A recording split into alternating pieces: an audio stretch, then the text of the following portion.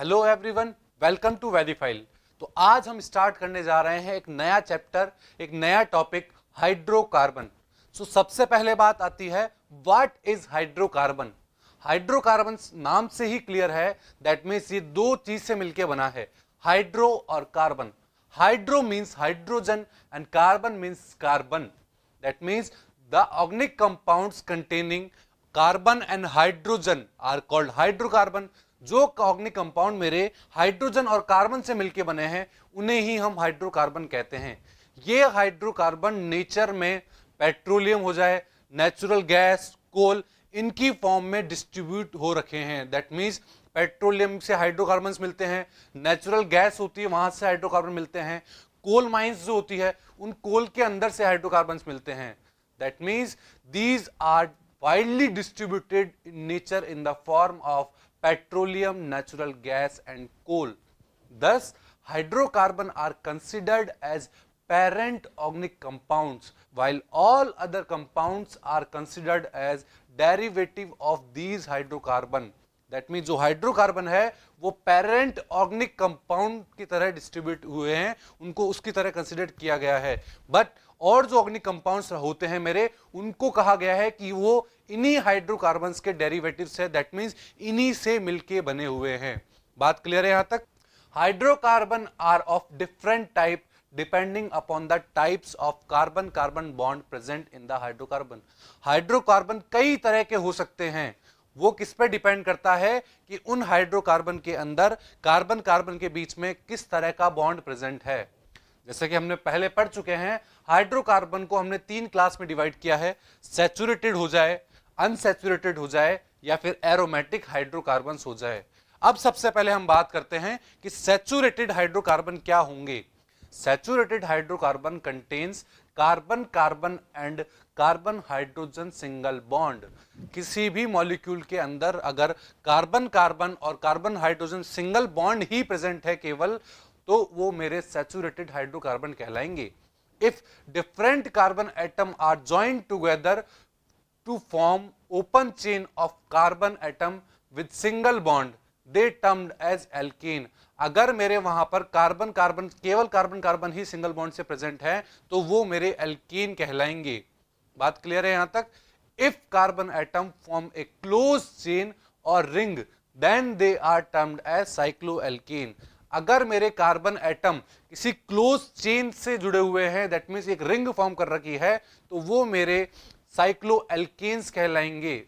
Cycloalkane क्यों? क्योंकि वहां पर कहीं भी डबल बॉन्ड नहीं है। अगर डबल बॉन्ड होता है तो वो मेरे साइक्लोएल्कीन या एल्काइन केस में चले जाएंगे, जो कि अब हम पढ़ने वाले हैं। अब मैं बात करता हूं अनसैचुरेटेड हाइड्रोकार्बन की। क्या होते हैं अनसैचुरेटेड हाइड्रोकार्बन?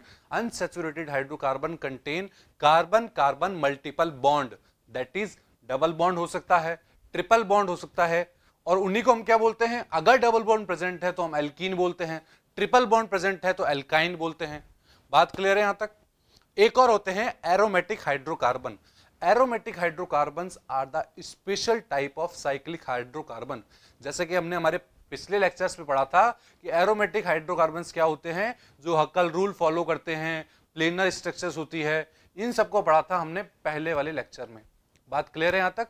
अब मैं बात करता हूं एल्केन्स की। हाइड्रोकार्बन को हमने तीन क्लास में क्लासिफाइड किया है, एल्केन, एल्कीन, एल्काइंस में। अब मैं सबसे पहले स्टार्ट करने जा रहा हूं एल्केन्स की। तो क्या होते हैं एल्केन? इनका जनरल फॉर्मूला क्या होता है? हमने पहले पढ़ रखा है कि एल्केन का जनरल फॉर्मूला होता है CnH2n+2। दैट मीन्स अगर कार्बन की वैल्यू 1 रखते हैं तो H की वैल्यू 4 आएगी, कार्बन की वैल्यू 2 रखते हैं, N की वैल्यू 2 रखते हैं अगर, तो H की वैल्यू 6 आएगी। तो ये एक जनरल फॉर्मूला है जिससे हम किसी भी एल्केन में N की वैल्यू रख के उसका पूरा फॉर्मूला बना सकते हैं। बात समझ में आ रही है आपको यहां तक? अब क्या आगे बढ़ते हैं हम। Alkanes are acyclic saturated hydrocarbon. Alkane जो होते हैं वो एसाइक्लिक सैचुरेटेड हाइड्रोकार्बन्स होते हैं, जैसा कि हमने अभी पढ़ा। अगर मैं साइक्लो वर्ड इसके आगे लगा देता हूं तो वो मेरे साइक्लिक सैचुरेटेड हाइड्रोकार्बन बन जाएंगे। पर हम अभी ओपन चेन कंपाउंड की पढ़ रहे हैं, इसलिए हम बोल रहे हैं alkanes are acyclic saturated hydrocarbons. These hydrocarbons are inert under normal condition as they do not react with acid, base and other reagent, hence they were earlier known as paraffin। जो मेरे एल्केन्स होते हैं वो इतने ज्यादा reactive नहीं होते हैं, दैट मीन्स इतनी इजीली रिएक्ट नहीं करते हैं नॉर्मल कंडीशंस के अंदर, तो इन्हें पैराफिन्स भी कहा जाता है। अब पैराफिन्स क्या होता है? पैराफिन्स लैटिन के दो वर्ड से मिलकर बना है, पैरम और अफिन्स। पैरम का मतलब होता है लिटिल एंड अफिन्स का मतलब होता है एफिनिटी, और अगर इसको कंबाइन करके बात करें तो इसका मतलब हो जाएगा लिटिल एफिनिटी, दैट मीन्स बहुत कम एफिनिटी होती है रिएक्ट करने की। बात क्लियर है यहां तक आपको? अब मैं बात करता हूं कि स्ट्रक्चर ऑफ एल्केन, एल्केन की स्ट्रक्चर क्या होती है। Alkane contain carbon carbon and carbon hydrogen single bond. Alkane के अंदर केवल और केवल कार्बन कार्बन के बीच में सिंगल बॉन्ड होता है और कार्बन हाइड्रोजन के बीच में भी सिंगल बॉन्ड होता है। Each carbon atom in alkane is sp3 hybridise. बिल्कुल हमने पढ़ रखा है कि एल्केन के अंदर हमारे कार्बन sp3 हाइब्रिडाइज होता है, और sp3 hybridise carbon has 4 half filled sp3 orbital, और मेरे जो sp3 हाइब्रिडाइज कार्बन एटम होता है उसके पास 4 sp3 hybridise half filled orbitals भी होते हैं। Therefore, it form 4 sigma bonds which are directed towards the corner of regular tetrahedron. That means ये 4 सिग्मा बॉन्ड बनाता है, और अगर उन 4 सिग्मा बॉन्ड के कॉर्नर्स को मिला दिया जाए तो एक टेट्राहेड्रन बनता हुआ दिख जाएगा, एक टेट्राहेड्रल बनता हुआ दिख जाएगा कुछ इस तरह। बात समझ में आ रही है आपको यहां तक? That means alkene have tetrahedral structure and the bond angle between these two bonds or each bonds are 109 degree and 28 minutes. बात क्लियर है आपको कि क्या स्ट्रक्चर ऑफ एल्केन होती है? स्ट्रक्चर ऑफ एल्केन के अंदर कार्बन sp3 हाइब्रिडाइज होता है। sp3 हाइब्रिडाइज कार्बन के पास 4 half field sp3 hybridised orbital होते हैं, और उसकी शेप होती है टेट्राहेड्रल, और उनके बीच में बॉन्ड्स का एंगल होता है 109 डिग्री 28 मिनट्स। तो बात क्लियर है आपको कि क्या हुआ हमारा स्ट्रक्चर ऑफ एल्केन। अब एल्केन के अंदर हम इंडिविजुअल क्लास के एक एक मॉलिक्यूल की बात कर लेते हैं। अब मैं बात करता हूं स्ट्रक्चर ऑफ मीथेन की। तो मीथेन के अंदर कितने कार्बन एटम होते हैं? मीथेन के अंदर एक कार्बन एटम होता है, और उसका हाइब्रिडाइजेशन क्या होगा? उसका हाइब्रिडेशन हमने अभी निकाला था, उसका हाइब्रिडेशन होगा sp3। अगर उसके पास sp3 हाइब्रिडाइज्ड कार्बन एटम है तो उसके अंदर वो कितने बॉन्ड बना सकता है? उसके अंदर वो 4 सिग्मा बॉन्ड बना सकता है। बात क्लियर है आपको? 4 सिग्मा बॉन्ड बना सकता है, that means 4 sp3 hybridised orbital है। अगर आप मीथेन के अंदर देख पा रहे हैं, एक कार्बन एटम जो कि sp3 हाइब्रिडाइज्ड है, उसने 4 sp3 हाइब्रिडाइज्ड ऑर्बिटल बना रखे हैं, और उसके साथ 1s orbital of hydrogen attach हो रखा है। So this is the orbital view of methane molecule. अब क्या आप मुझे बता सकते हैं इस मीथेन मॉलिक्यूल के अंदर इन हाइब्रिड ऑर्बिटल्स के बीच में बॉन्ड एंगल कितना होगा? यस, बिल्कुल, इनके अंदर हाइब्रिड ऑर्बिटल्स का एंगल होगा 109 डिग्री एंड 28 मिनट्स। बात क्लियर है आपको यहां तक? अब इसी तरह अगर मैं इसकी नेक्स्ट फॉर्म के ऊपर बात करूं तो मैं बात करता हूं स्ट्रक्चर ऑफ इथेन की। स्ट्रक्चर ऑफ इथेन क्या होता है? इथेन मॉलिक्यूल के अंदर 2 कार्बन एटम प्रेजेंट होते हैं, जैसे कि आप देख पा रहे हैं, और इन 2 कार्बन एटम के ऊपर एक एक sp3 ऑर्बिटल तो इस तरह फ्यूज रहता है, और बाकी 6 sp3 हाइब्रिडाइज्ड ऑर्बिटल कुछ इस तरह दिख रहे हैं आपको, और उन 6 sp3 हाइब्रिडाइज्ड ऑर्बिटल से हाइड्रोजन का 1s ऑर्बिटल फ्यूज हो रखा है। सो ये है मेरा एक इथेन का ऑर्बिटल व्यू। और अगर इसी मॉलिक्यूल को मैं अगर बॉन्ड लाइन फॉर्म में चेंज करना चाहूंगा तो कुछ इस तरह किया जाएगा। बात क्लियर आपको? तो इथेन के ऑर्बिटल व्यू से हमने उसका बॉन्ड लाइन फॉर्म बना लिया है। बात क्लियर है? ये हुए एल्केन के कुछ जनरल कंपाउंड जैसे मीथेन और इथेन। अब हम बात करते हैं नोमेनक्लेचर और आइसोमेरिज्म ऑफ एल्केन की, मतलब एल्केन का नामकरण कैसे किया जाएगा और उनके आइसोमर्स किस तरह बनते हैं। जैसा कि आप सभी को पता है कि जब हम पिछला चैप्टर पढ़ रहे थे, प्रीवियस चैप्टर पढ़ रहे थे, उसके अंदर सारे नोमेनक्लेचर खत्म कर लिए थे। दैट मींस अब हमें आज स्टडी करनी है आइसोमेरिज्म की, कि एल्केन के अंदर आइसोमेरिज्म कैसे ऑब्जर्व की जाएगी, किस किस तरह की होगी। और आइसोमेरिज्म के अंदर भी हमने ब्यूटेन, पेंटेन, इनके आइसोमर्स पढ़ लिए थे पिछले चैप्टर में। आज हम पढ़ेंगे आइसोमर्स इन हेक्सेन। हेक्सेन के अंदर आइसोमेरिज्म्स की बात करने से पहले हमें सबसे पहले हेक्सेन को समझना होगा कि हेक्सेन में कितने कार्बन एटम होते हैं। तो हेक्सेन के अंदर आप सभी को पता है कि 6 कार्बन एटम होते हैं, और 6 कार्बन एटम होने के बाद उसमें कितनी आइसोमेरिज्म फॉर्म बन सकती है, आज हम वो डिटेल में पढ़ने जा रहे हैं। सबसे पहले हेक्सेन की मैं एक ये फॉर्म बता रहा हूं, इसके अंदर 6 कार्बन मेरे एक ही चेन में है, दैट मींस एन हेक्सेन, जिसे मैं नॉर्मल हेक्सेन भी बोल सकता हूं। अगर मुझे इसी की एक आइसोमेरिक फॉर्म बनानी है तो हम क्या करेंगे, वो कौन सी होगी, वो होगी 2 मिथाइल पेंटेन। दैट मींस एक CH3 को मैंने सेकंड पोजीशन पे लगा दिया है और मेरी 5 कार्बन की चेन बची है। दैट मींस 5 कार्बन की चेन और सेकंड पोजीशन पे एक मिथाइल ग्रुप निकला हुआ है, वो मेरा हो जाएगा 2 मिथाइल पेंटेन। अगर इस 2 मिथाइल पेंटेन को मैं 3 मिथाइल पेंटेन में कन्वर्ट करूं तो क्या करना होगा, जो सेकंड पोजीशन पे एक CH3 ग्रुप निकला हुआ है उसको थर्ड पोजीशन पे लगा देंगे तो एक नया आइसोमर बन जाएगा हेक्सेन का, नई फॉर्म बन जाएगी जिसे मैं बोलूंगा 3 मिथाइल पेंटेन। बात क्लियर है यहां तक?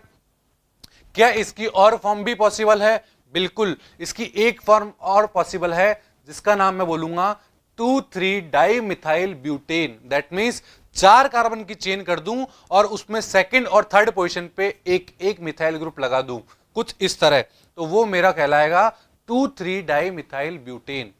इसकी और फॉर्म बना सकते हैं हम, बिल्कुल बना सकते हैं। जैसे हम देख पा रहे हैं ये वाली फॉर्म, इसमें क्या है, सेकंड पोजीशन के ऊपर 2 मिथाइल ग्रुप निकले हुए हैं।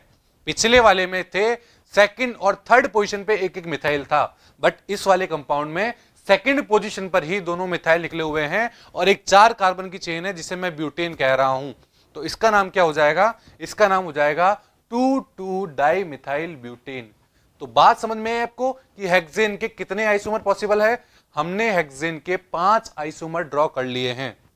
क्या इसके अलावा भी कोई और आइसोमर हम इसके अंदर बना सकते हैं? नहीं, हेक्सेन में हम इससे ज्यादा आइसोमर्स नहीं बना सकते।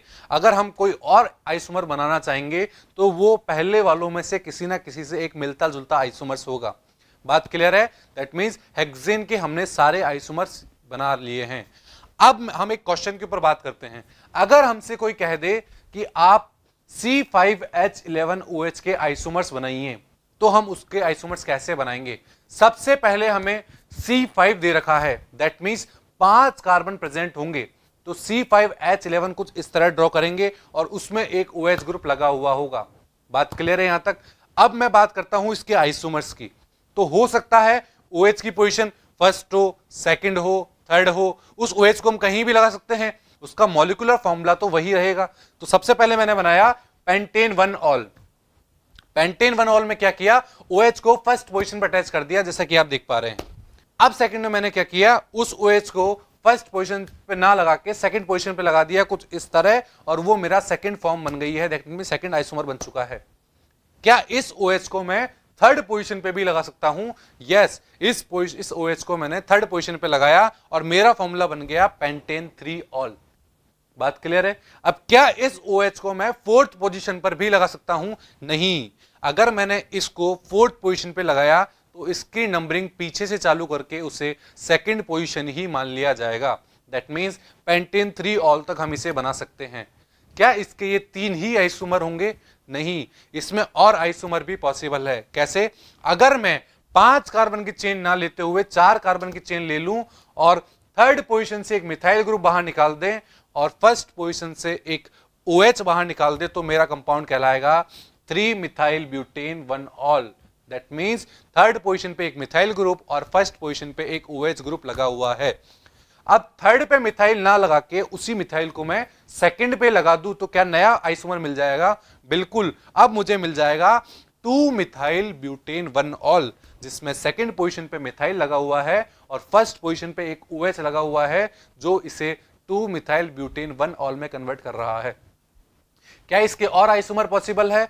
बिल्कुल, इसके और आइसोमर भी पॉसिबल है। इसमें अब हम क्या करें, जो हमारा सेकंड पे मिथाइल था उसे सेकंड पर ही रहने देते हैं और जो फर्स्ट पोजीशन पे OH लगा हुआ था उसको वहां से हटा के सेकंड पोजीशन पे लगा देते हैं। दैट मींस अब मैं बना रहा हूं 2 मिथाइल ब्यूटेन 2 ऑल, कुछ इस तरह, जिसमें क्या है, सेकंड पोजीशन पे तो मिथाइल है और सेकंड पोजीशन पर ही एक और OH लग चुका है, तो ये मेरा हो चुका है 2 मिथाइल ब्यूटेन 2 ऑल। और आइसोमर बना सकते हैं, बिल्कुल बना सकते हैं। अब मैं सेकंड पोजीशन पर ही 2 मिथाइल लगाने जा रहा हूं। सेकंड पोजीशन पे 2 मिथाइल लगाने के बाद एक 3 कार्बन की चेन है, उस पे सेकंड पोजीशन पे 2 मिथाइल ग्रुप लगा चुके हैं और फर्स्ट पोजीशन पे OH लगा हुआ है, तो ये मेरा कंपाउंड कहलाएगा 2,2 डाई मिथाइल प्रोपेन 1 ऑल।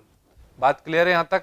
इसकी एक और फॉर्म क्या हो सकती है, थर्ड पोजीशन पे एक मिथाइल लगा दो और सेकंड पोजीशन पे एक OH लगा दो, तो ये मेरा हो जाएगा 3 मिथाइल ब्यूटेन 2 ऑल। अब आप सबके मन में एक क्वेश्चन आ रहा होगा कि सर आप ये आइसोमर्स किस तरह ड्रॉ कर रहे हैं। इन्हें ड्रॉ करने का सिंपल सा तरीका है, जो आपके मन में आ रहा है वैसे वैसे लगाई जाइए आप। अगर आपको पिछले वाले से एक नया कंपाउंड मिल रहा है, दैट मींस वो एक नया आइसोमर है। नया आइसोमर बनाने से पहले जो भी आप मॉलिक्यूल नया ड्रॉ कर रहे हैं, उसको पहले वालों से मैच करते जाइए कि क्या मैंने ऐसा मॉलिक्यूल पहले तो नहीं बनाया, और अगर पहले वाले से मैच करने में प्रॉब्लम होती है तो उससे अच्छा आप हर कंपाउंड को बनाने के बाद उसका IUPAC नेमिंग कर दीजिए। अगर वो नेमिंग पहले कहीं रिपीट नहीं हुई है, दैट मींस ये कंपाउंड मेरा एक नया कंपाउंड बना है, दैट मींस नया आइसोमर बना है।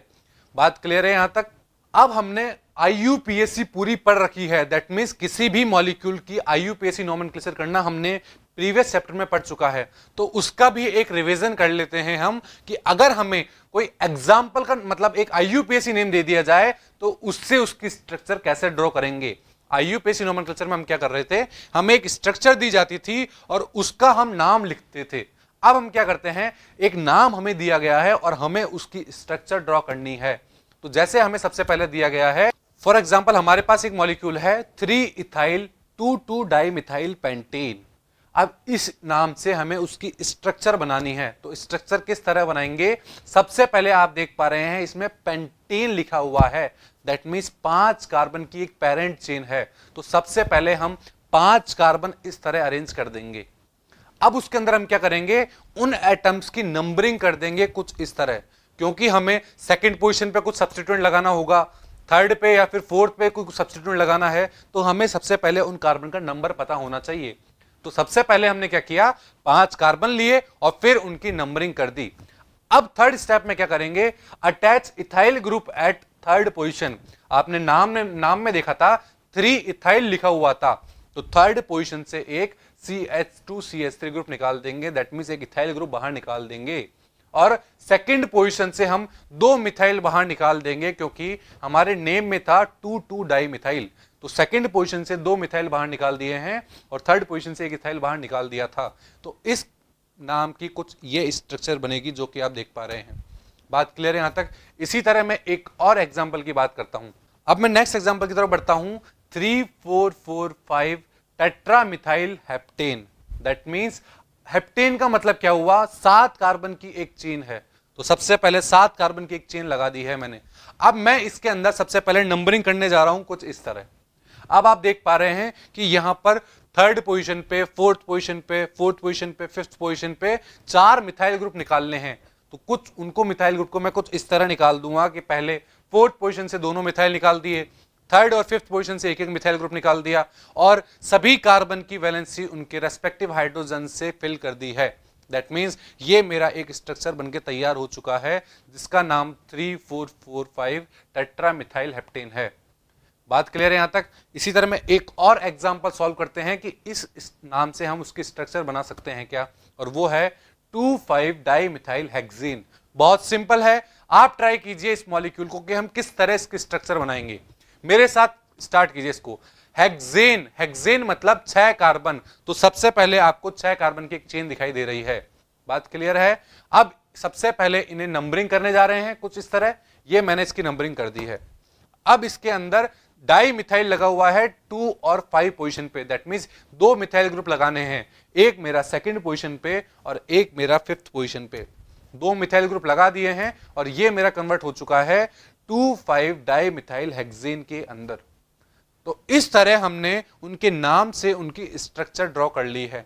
बात समझ में आया? अब तक हम क्या करते थे IUPAC नोमेनक्लेचर में कि स्ट्रक्चर दी जाती थी और उनका नाम लिखते थे।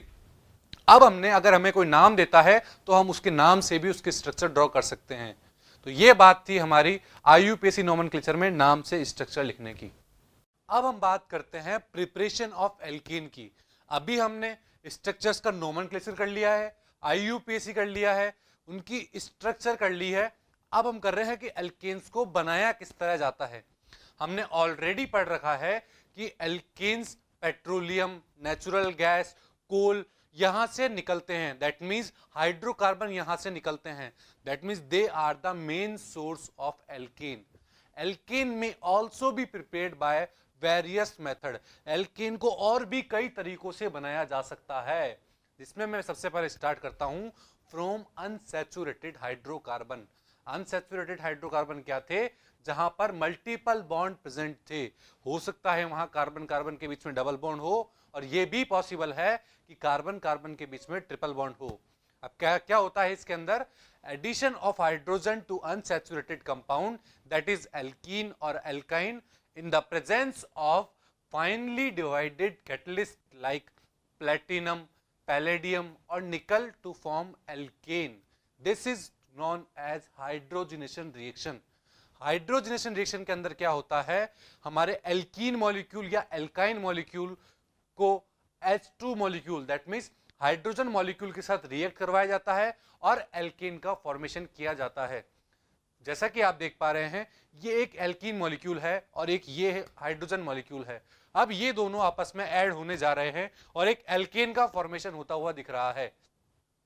क्या एल्केन का फॉर्मेशन कुछ इस तरह ही होता है? नहीं, ये एक रिएक्शन थी जहां हमने देखा कि एक एल्कीन के अंदर हाइड्रोजन मॉलिक्यूल का ऐड हो चुका है और एक एल्केन का फॉर्मेशन हो चुका है। क्या ये इसकी प्रॉपर मैकेनिज्म है? नहीं। अब हम बात करते हैं इसकी प्रॉपर मैकेनिज्म की कि कैसे एक एल्कीन के अंदर हाइड्रोजन मॉलिक्यूल का एडिशन करा के एक एल्केन का फॉर्मेशन किया जाता है। So in this reaction metal absorb the alkene molecule first. सबसे पहले आप देख पा रहे हैं कि एक निकल कैटलिस्ट की सरफेस है जिसके ऊपर एक एल्कीन मॉलिक्यूल आके एब्जॉर्ब हो रहा है, and after that dihydrogen molecule absorb on the surface of metal. अब आप देख पा रहे हैं एक हाइड्रोजन मॉलिक्यूल आ रहा है और वो भी उसी कैटलिस्ट सरफेस के ऊपर जाकर एब्जॉर्ब हो रहा है, और एब्जॉर्ब होते ही वो दोनों हाइड्रोजन मेरे एक्टिवेट हो गए हैं आगे जाने के लिए। दैट मीन्स एल्कीन के साथ अटैच होने के लिए एक्टिवेट हो चुके हैं। Now these hydrogen atom are ready to attach with alkene molecule and form alkane as the product. और ये दोनों मॉलिक्यूल वहां पर एल्कीन में जाके ऐड हो गए हैं और एल्केन का फॉर्मेशन कर दिया है। दैट मीन्स ये एक मैकेनिज्म थी जहां पर निकल कैटलिस्ट सरफेस के ऊपर सबसे पहले एल्कीन और हाइड्रोजन मॉलिक्यूल आकर एब्जॉर्ब हुए हैं। एब्जॉर्ब होने के बाद हाइड्रोजन मॉलिक्यूल एक्टिवेट हो गए, एक्टिवेट होके वो एल्कीन मॉलिक्यूल पर ऐड हो गए और एल्केन का फॉर्मेशन कर दिया है। और हाइड्रोजन मेरे दोनों सेम साइड से जुड़े हैं। दैट मीन्स ये बात हमेशा और हमेशा ध्यान रखनी है, हाइड्रोजनेशन रिएक्शन के अंदर दोनों हाइड्रोजन सेम साइड से जुड़ते हैं। बात क्लियर है यहां तक आपको? Platinum and palladium catalyse the reaction at room temperature. जो प्लेटिनम और पैलेडियम होते हैं वो इस रिएक्शन को रूम टेम्परेचर भी दिखाते हैं, रूम टेम्परेचर पर भी करवा देते हैं।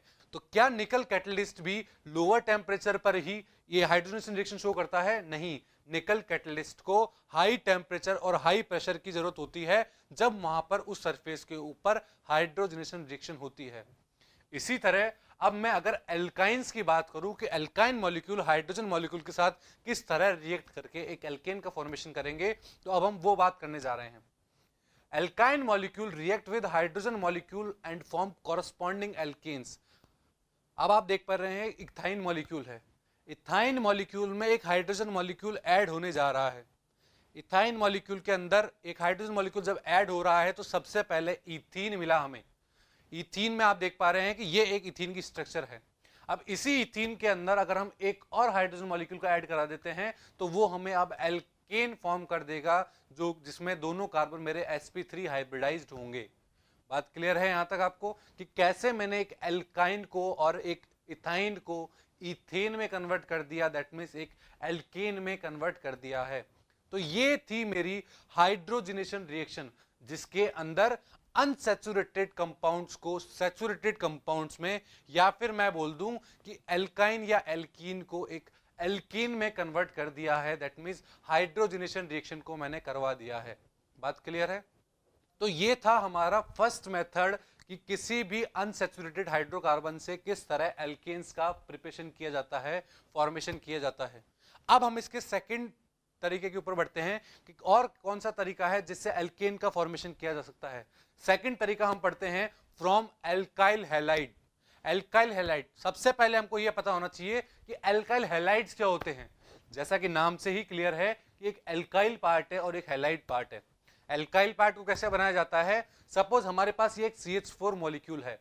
इस CH4 मॉलिक्यूल में से अगर मैं एक हाइड्रोजन निकाल देता हूं तो मेरा ये एक CH3 मॉलिक्यूल बन जाएगा। दैट मीन्स एक एल्काइल पार्ट बन जाएगा जिसे मैं मिथाइल बोलूंगा।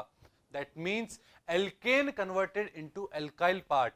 एंड अगर कोई हैलोजन ग्रुप इस एल्काइल से आके जुड़ जाता है तो वो मेरा कहलाएगा एक एल्काइल हैलाइड, जैसा कि आप देख पा रहे हैं। तो ये होते हैं मेरे alkyl halide. So here in this reaction our alkyl halide on reduction with zinc and dilute hydrochloric acid gives alkane।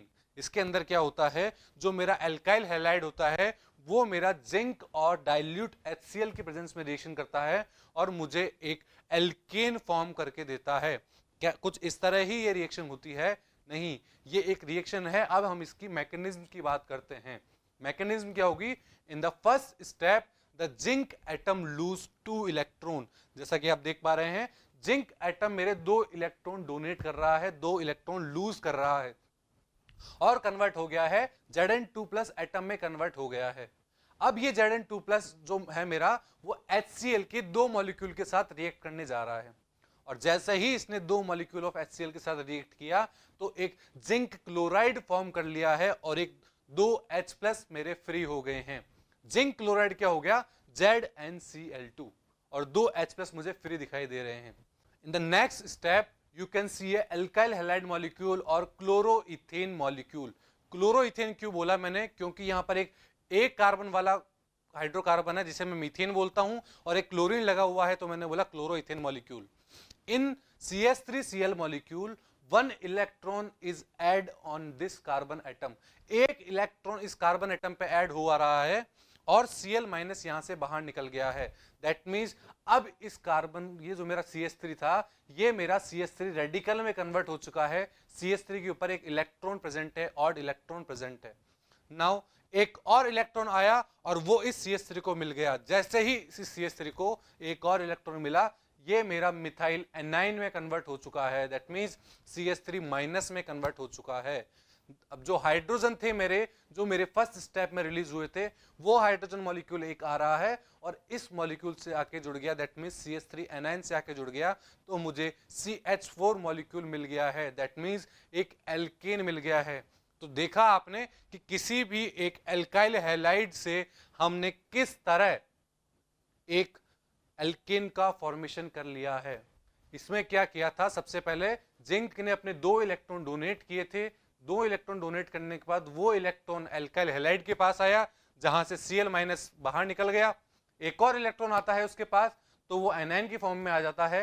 A9 की फॉर्म में आने के बाद उसके ऊपर एक हाइड्रोजन एटम आता है, H+ एटम आता है, उसके साथ जुड़ के एक एल्केन का फॉर्मेशन कर लेता है। तो ये था हमारा फर्स्ट मेथड कि एल्काइल हैलाइड से हमने किस तरह एल्केन का फॉर्मेशन किया। क्या इसी तरह से हम केवल एल्काइल हैलाइड से एल्केन का फॉर्मेशन कर सकते हैं? नहीं, एक वुड्स रिएक्शन और होती है जिससे हम एल्काइल हैलाइड से एल्केन का फॉर्मेशन कर सकते हैं। हेलो एवरीवन, वेलकम टू वैदिफाइल। हमने हमारी लास्ट क्लास में प्रिपरेशन ऑफ एल्केन की 2 मेथड पढ़े थे, जिसमें फर्स्ट मेथड में हमने पढ़ा था कि हाइड्रोजनेशन से किस तरह एल्केन का प्रिपरेशन किया जा सकता है और सेकंड मेथड में पढ़ा था कि वो एल्काइल हैलाइड से किस तरह एल्केन का फॉर्मेशन किया जा सकता है। आज हम बात करने जा रहे हैं वुड्स रिएक्शन की कि किस तरह वुड्स रिएक्शन में भी हम एल्केन का प्रिपरेशन कर सकते हैं। वुड्स रिएक्शन में क्या होता है? एल्काइल हैलाइड्स को सोडियम मेटल के साथ रिएक्ट करवाया जाता है इन the presence of ethereal solution और वो हमें हायर एल्केन देते हैं। इसी को वुड्स रिएक्शन भी कहा जाता है। वुड्स रिएक्शन के अंदर क्या होता है, ये यूज होती है हाइयर एल्केन के फॉर्मेशन के लिए, हाइयर एल्केन के प्रिपरेशन के लिए, जिसके अंदर even number of carbon atom हमें मिलते हैं। अगर मैं एक एग्जांपल की बात करूं, अगर हमारे पास कोई मॉलिक्यूल है, उस मॉलिक्यूल के अंदर अगर मैं उसका वुड्स रिएक्शन करवाऊंगा, उसके साथ वुड्स रिएक्शन करवाऊंगा, तो वहां पर मुझे इथेन मिलेगा, दैट मींस एक कार्बन ज्यादा वाला प्रोडक्ट मिलेगा।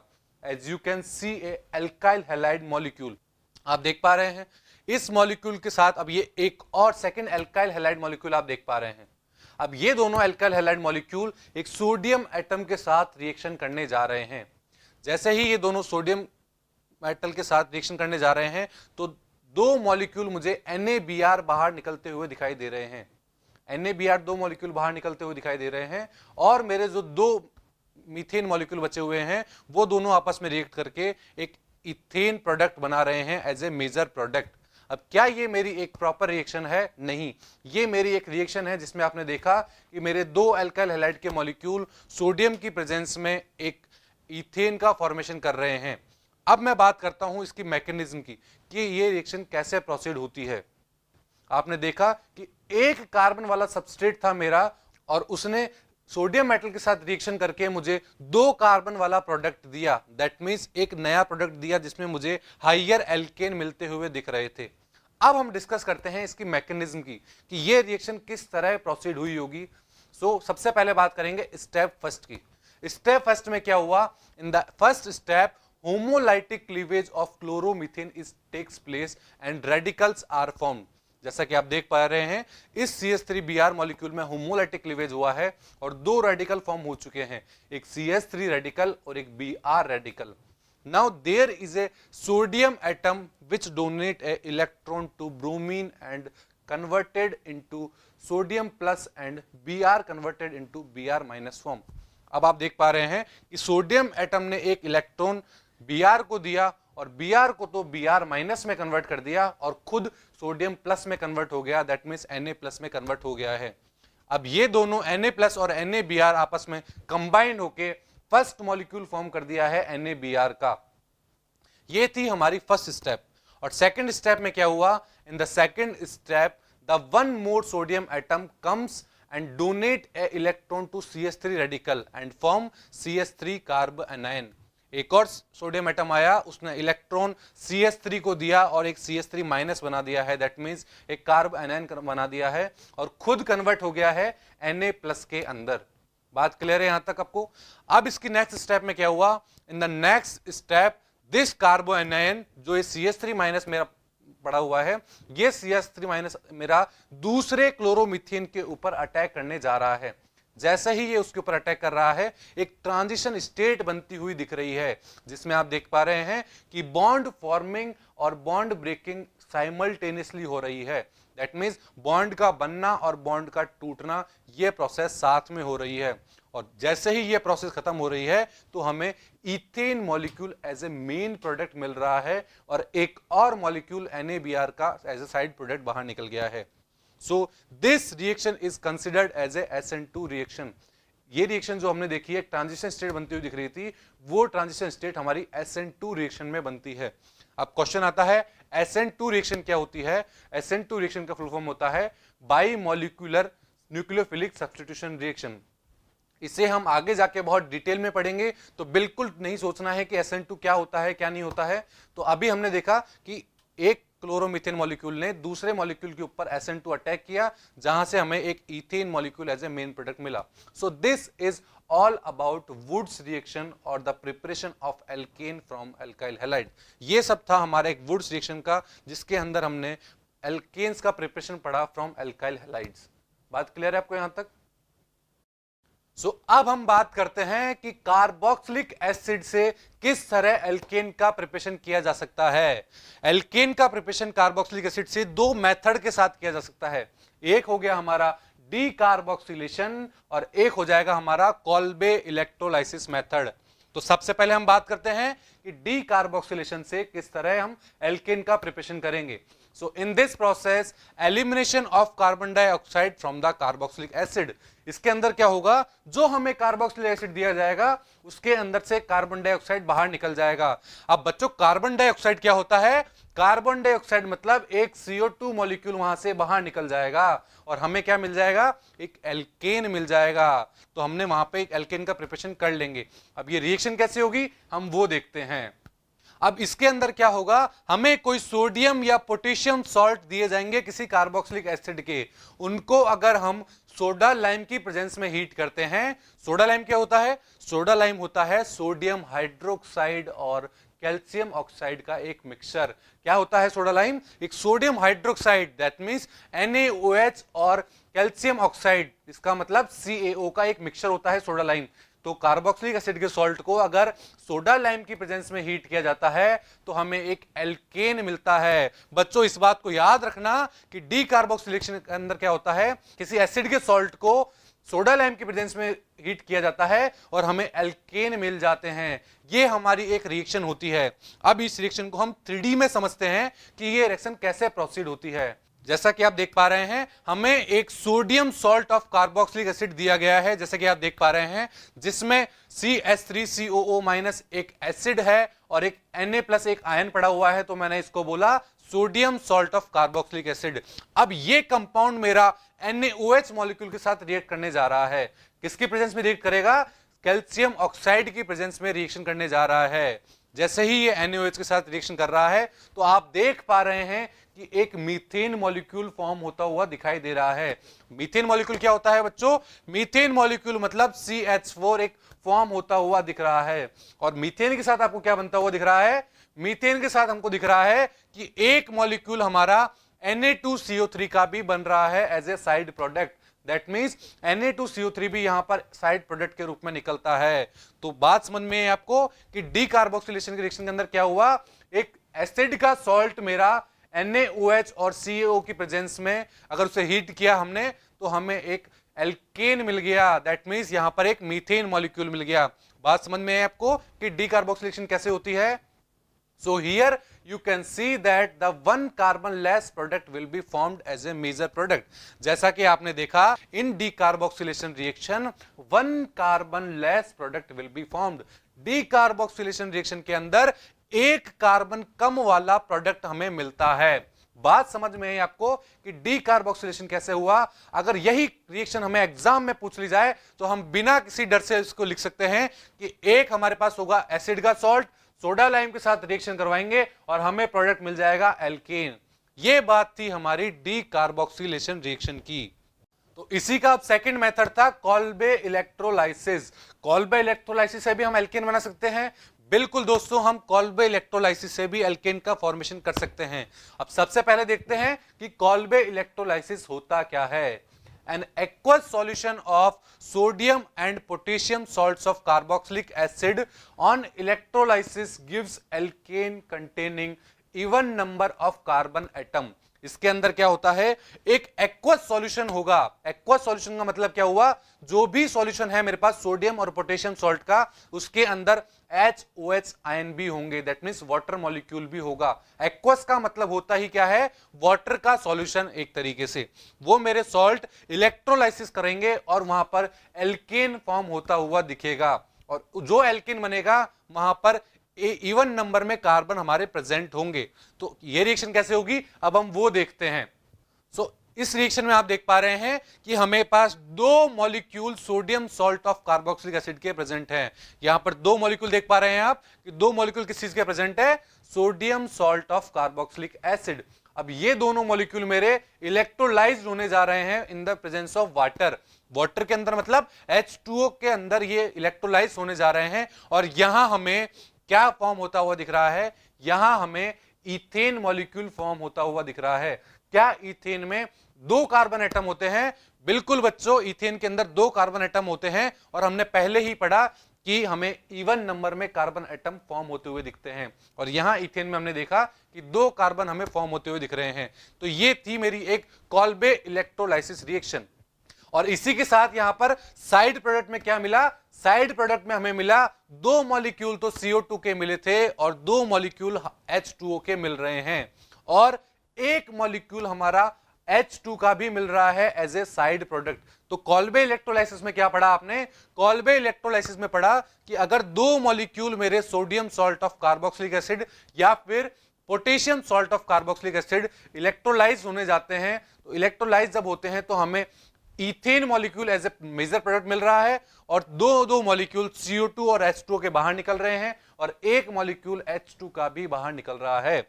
ये थी हमारी एक जनरल रिएक्शन। क्या इसकी एक मैकेनिज्म भी होगी? यस, इसकी एक मैकेनिज्म भी होगी।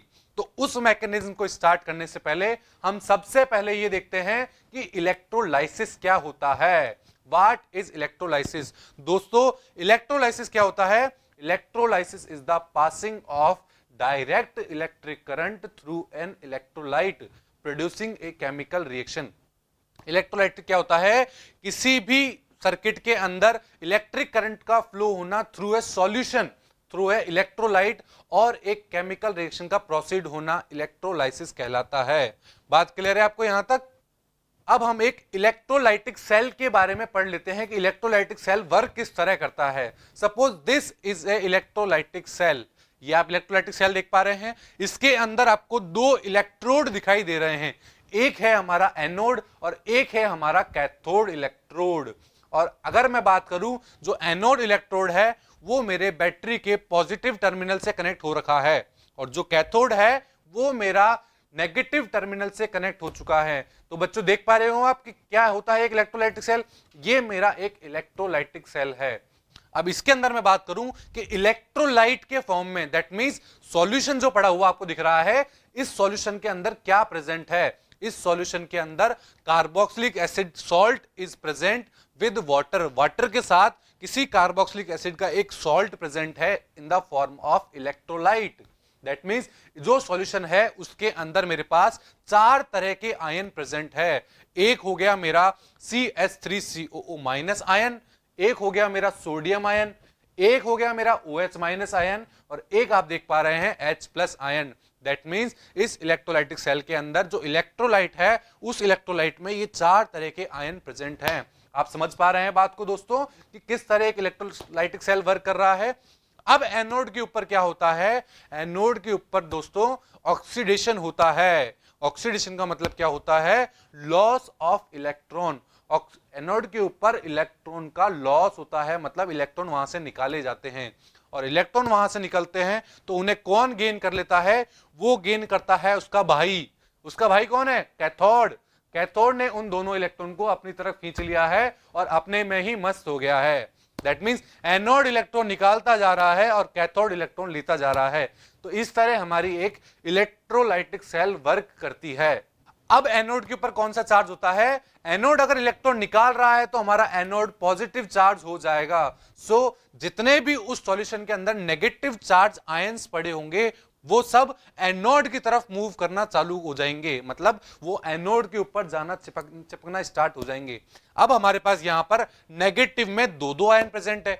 एक है CH3COO माइनस आयन और एक है OH माइनस आयन। अब इन दोनों में रेस लगेगी कि कौन सा पहले जाएगा। तो क्या वहां पर OH पहले जाएगा? नहीं दोस्तों, OH वहां पर पहले नहीं जाएगा क्योंकि OH का रिडक्शन पोटेंशियल हाई होता है और जिसका रिडक्शन पोटेंशियल हाई होता है वो एनोड की तरफ मूव नहीं करता है। दैट मींस यहां पर एनोड की तरफ मेरा CH3COO माइनस मूव करेगा। बात क्लियर है आपको यहां तक? सो इसका मतलब क्या हुआ? यहां पर CH3COO माइनस जो होगा वो एनोड के ऊपर ऑक्सीडाइज्ड हो जाएगा। ऑक्सीडेशन का हमने मतलब क्या पढ़ा था? ऑक्सीडेशन का मतलब पढ़ा था कि वो इलेक्ट्रॉन वहां से रिलीज करेगा। दैट मींस जो CH3COO मॉलिक्यूल है मेरा वो एनोड के ऊपर चिपक जाएगा और वहां से इलेक्ट्रॉन्स को रिलीज करता जाएगा।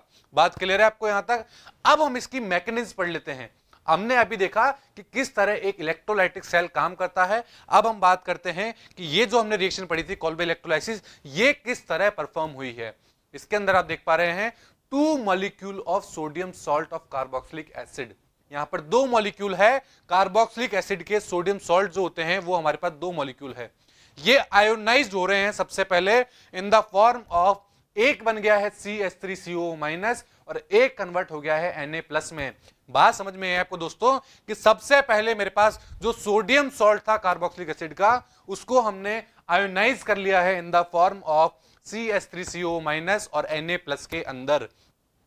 जैसे ही ये उस सॉल्यूशन के अंदर आयोनाइज्ड हुए, अब हम बात करते हैं कि एनोड के ऊपर क्या रिएक्शन होने जा रही है और कैथोड के ऊपर क्या रिएक्शन होने जा रही है।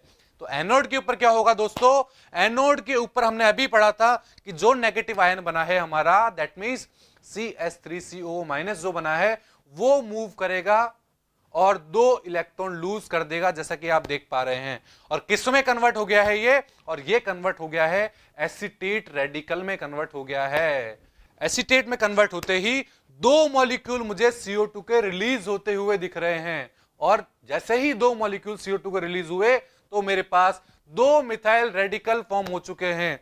तो दोस्तों एनोड में फर्स्ट स्टेप में क्या हुआ, एनोड के ऊपर सबसे पहले मेरा जो सोडियम सॉल्ट था उसने 2 इलेक्ट्रॉन लूज किए। इलेक्ट्रॉन लूज करते ही वो हमारा रेडिकल में कन्वर्ट हो गया, और रेडिकल में कन्वर्ट होने के बाद वहां से 2 मॉलिक्यूल ऑफ CO2 के 2 मॉलिक्यूल बाहर निकल गए हैं, और वहां पर मिथाइल रेडिकल जनरेट हो चुके हैं। And later these 2 methyl radical are combined with each other and form ethane molecule as a main product। अब जो 2 मिथाइल रेडिकल आपको बनते हुए दिख रहे थे, वो दोनों आपस में एक एक इलेक्ट्रॉन के शेयर से एक इथेन मॉलिक्यूल का फॉर्मेशन करते हुए दिख रहे हैं। दैट मींस कैथोड के ऊपर क्या रिएक्शन हुई बच्चों, कैथोड के ऊपर रिएक्शन हुई कि मेरे जो sodium salt of carboxylic acid थे वो आयोनाइज हुए थे। तो एनोड के ऊपर क्या रिएक्शन हुई बच्चों, एनोड के ऊपर हुई कि जो मेरे आयंस थे CH3CO- वो एनोड के ऊपर गए, वहां से उन्हें इलेक्ट्रॉन रिलीज किए, और इलेक्ट्रॉन रिलीज करके उनने एसीटेट रेडिकल बना दिया। रेडिकल बनाते ही वहां से 2 CO2 मॉलिक्यूल बाहर निकल गए और मिथाइल रेडिकल में कन्वर्ट हो गए। उसके बाद दोनों मिथाइल रेडिकल आपस में जुड़ गए और एक इथेन मॉलिक्यूल का फॉर्मेशन कर दिया। तो बात समझ में आपको कि एनोड के ऊपर क्या रिएक्शन होती है। अब हम बात करते हैं कि कैथोड के ऊपर क्या रिएक्शन होगी। कैथोड के ऊपर क्या होगा, एक वाटर मॉलिक्यूल इलेक्ट्रॉन का गेन करेगा। जो एनोड ने इलेक्ट्रॉन निकाले हैं उन इलेक्ट्रॉन को गेन कौन कर लेगा, कैथोड कर लेगा। दैट मींस कैथोड के ऊपर जो वाटर मॉलिक्यूल के आयंस हैं वो वहां से उस इलेक्ट्रॉन को गेन कर लेंगे और कन्वर्ट हो जाएंगे OH- और H रेडिकल में। बात समझ में आई। कैथोड के ऊपर क्या हुआ, हाइड्रोजन जो वाटर मॉलिक्यूल थे उनने इलेक्ट्रॉन को गेन किया और कन्वर्ट हो गए OH- और H रेडिकल में। एंड द लास्ट क्या होगा, लास्ट में जो 2 H रेडिकल वहां पर प्रेजेंट होंगे वो दोनों आपस में कंबाइन होकर एक हाइड्रोजन मॉलिक्यूल में कन्वर्ट हो जाएंगे, एक हाइड्रोजन मॉलिक्यूल बना लेंगे। सो ये था कॉल्बे इलेक्ट्रोलाइसिस रिएक्शन के बारे में। आई होप आप सबको ये कॉल्बे इलेक्ट्रोलाइसिस समझ में आएगी। अब अगर हमसे एग्जाम में भी पूछ ली जाए तो हम बिना डर के, बिना किसी चिंता के इसको आराम से लिख सकते हैं। तो कॉल्बे इलेक्ट्रोलाइसिस रिएक्शन में क्या होता है, कॉल्बे इलेक्ट्रोलाइसिस रिएक्शन में जो हमारा एक sodium salt of carboxylic acid होता है वो इलेक्ट्रोलाइज्ड होता है और हमें ethane as a major product मिलता है, और उसके साथ 2 मॉलिक्यूल CO2 के, 2 मॉलिक्यूल H2O के और 1 मॉलिक्यूल हाइड्रोजन का वहां से फ्री होता हुआ दिखता है। दैट मींस ये थी हमारी कॉल्बे इलेक्ट्रोलाइसिस रिएक्शन। हेलो दोस्तों, वेलकम टू वेदिफाइल। आज हम स्टार्ट करने जा रहे हैं केमिकल प्रॉपर्टीज ऑफ एल्केन। क्या मतलब हुआ दोस्तों केमिकल प्रॉपर्टीज का। अब हम वो रिएक्शंस पढ़ने जा रहे हैं जो एल्केन देते हैं। अब तक हमने एल्केन को प्रिपेयर किया था कि एल्केन किस तरह बनाया जा सकता है, एल्केन को बना लिया है। अब हम देखते हैं उनसे कैसी कैसी रिएक्शन करवाई जा सकती है। जैसा कि आप सभी जानते हैं कि एल्केन हमारे बहुत लेस रिएक्टिव होते हैं, इनर्ट होते हैं। जैसे अगर हमें उसकी रिएक्शन किसी एसिड के साथ करानी है या बेस के साथ करानी है या कोई ऑक्सीडाइजिंग एजेंट, रिड्यूसिंग एजेंट, इनके साथ आप एल्केन की रिएक्शन कराने जाओगे तो ये इतनी अच्छे रिएक्शन शो नहीं करेंगे, इतने अच्छे से रिएक्ट नहीं करेंगे, क्योंकि हमने पहले ही पढ़ा था एल्केन हमारे बहुत इनर्ट होते हैं। एल्केन बहुत इनर्ट होने के बावजूद भी कुछ ना कुछ रिएक्शंस तो देते ही होंगे। बिल्कुल दोस्तों, एल्केन हमारे कुछ ना कुछ रिएक्शन देते हैं। अब हम बात करते हैं उन्हीं के अंदर सबसे पहले आती है सब्स्टिट्यूशन रिएक्शन। क्या होती है सब्स्टिट्यूशन रिएक्शन बच्चों? सब्स्टिट्यूशन रिएक्शन के अंदर क्या पढ़ते हैं हम कि अगर किसी एल्केन के अंदर एक या एक से ज्यादा हाइड्रोजन को बाहर निकाल दिया जाए किसी दूसरे एटम के द्वारा, कौन से एटम हो सकते हैं वो? हेलोजन हो जाए मेरा, नाइट्रो ग्रुप हो सकता है मेरा, या फिर कोई सल्फोनिक एसिड का कोई ग्रुप हो, वो अगर मेरे उन हाइड्रोजन्स को बाहर निकाल देता है, दैट मीन्स उनको सब्स्टिट्यूट कर देता है, तो वो रिएक्शन मेरी क्या कहलाएगी दोस्तों? वो रिएक्शन मेरी कहलाएगी सब्स्टिट्यूशन रिएक्शन। अब सब्स्टिट्यूशन रिएक्शन भी बहुत तरीके की हो सकती है, तो आज हम सबसे पहले बात करेंगे कि हेलोजिनेशन रिएक्शन क्या होती है। जैसा कि नाम से ही क्लियर दिख रहा है आपको, हेलोजिनेशन, दैट मींस एल्केन के अंदर जो हाइड्रोजन होते हैं बच्चों, उसको अगर कोई हेलोजन आके रिप्लेस कर दे, हेलोजन आके वहां पर लग जाए, तो वो रिएक्शन मेरी कहला देगी हेलोजिनेशन रिएक्शन। बात क्लियर है आपको यहां तक? तो क्या मतलब हुआ हेलोजिनेशन रिएक्शन का? Removal of hydrogen atom by a halogen are called halogenation reaction. Halogenation reaction के अंदर हाइड्रोजन को हटा के और हेलोजन ग्रुप लगाना है, और हेलोजन ग्रुप कौन से होते हैं? हमारे 17 ग्रुप के एलिमेंट, जैसे फ्लोरीन हो जाए, क्लोरीन हो जाए, ब्रोमीन हो सकता है, आयोडीन हो सकता है, ये सब क्या है? ये सब मेरे हेलोजन ग्रुप है, हेलोजन ग्रुप के अंदर प्रेजेंट होने वाले एलिमेंट्स हैं। अब हेलोजिनेशन रिएक्शन कैसे होती है वो पढ़ते हैं। हेलोजिनेशन रिएक्शन जो होती है हमारी, वो हाइयर टेम्परेचर पे होती है। हाइयर टेम्परेचर का मतलब क्या हुआ? 573 से 773 केल्विन टेम्परेचर चाहिए होता है जब हमारी हेलोजिनेशन रिएक्शन होती है।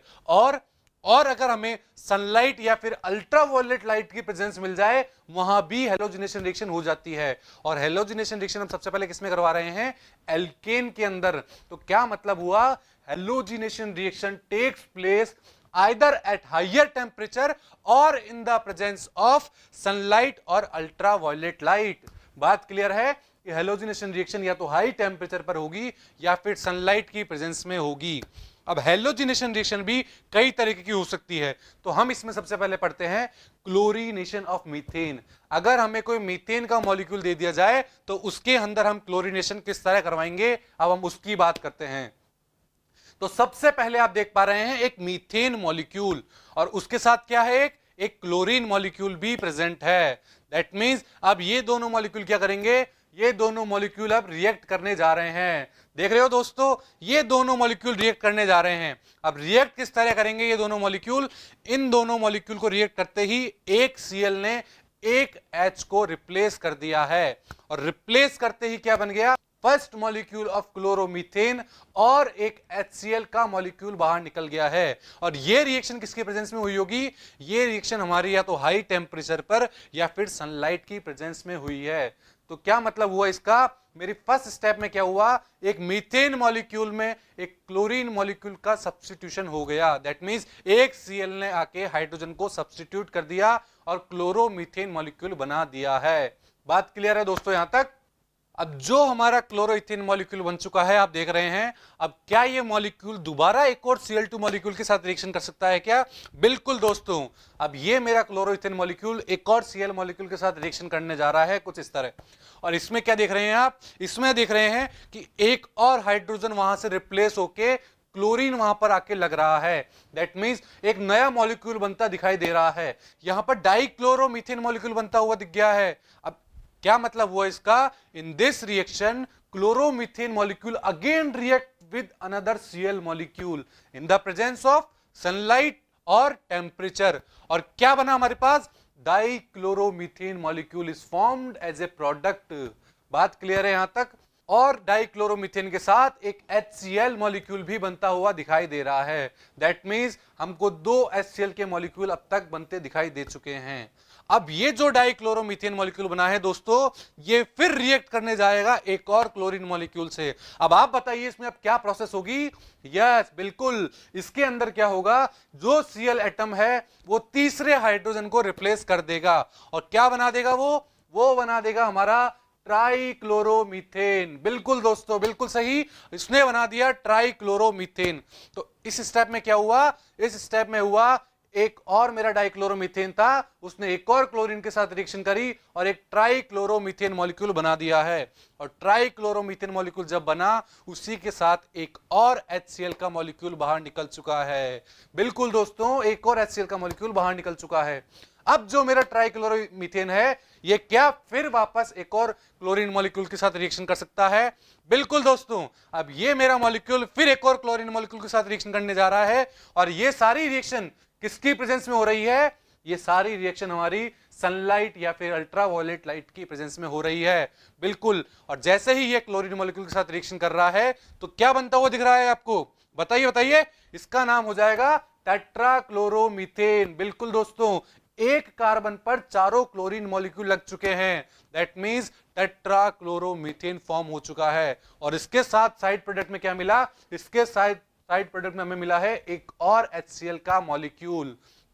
बात क्लियर है दोस्तों? तो हमने क्या किया, इस रिएक्शन में कार्बन के ऊपर लगे चारों H को रिप्लेस करके और उसकी जगह चारों क्लोरीन एटम लगा दिए हैं। दैट मींस मीथेन को टेट्राक्लोरोमीथेन में कन्वर्ट कर दिया है। और किसकी प्रेजेंस में हुई है ये रिएक्शन? ये रिएक्शन हुई है हमारी सनलाइट की प्रेजेंस में या फिर अल्ट्रावायलेट की प्रेजेंस में, और इन दोनों को नहीं लेते हैं तो हाई टेम्परेचर में ये रिएक्शन प्रोसीड हुई है। बात क्लियर है आपको कि हमें अब यहां पर मेन प्रोडक्ट के रूप में क्या मिला? मेन प्रोडक्ट के रूप में मिला है हमें टेट्राक्लोरोमीथेन। अब मैं बात करता हूं दोस्तों रेट ऑफ रिएक्शन की, कि अगर मेरे पास अलग अलग तरह के हैलोजन दे दिए जाए, सपोज हमको फ्लोरीन दे दिया जाए, क्लोरीन दे दिया जाए, या फिर उसकी जगह ब्रोमीन दे दिया जाए, या आयोडीन दे दिया जाए, तो इनमें से कौन सा ग्रुप ऐसा होगा जो सबसे पहले जाके रिएक्ट कर देगा? दैट मींस रिएक्शन की रेट को बढ़ा देगा। तो दोस्तों जो हमारा फ्लोरीन होता है वो बहुत ज्यादा जल्दी जाके रिएक्शन कर लेता है।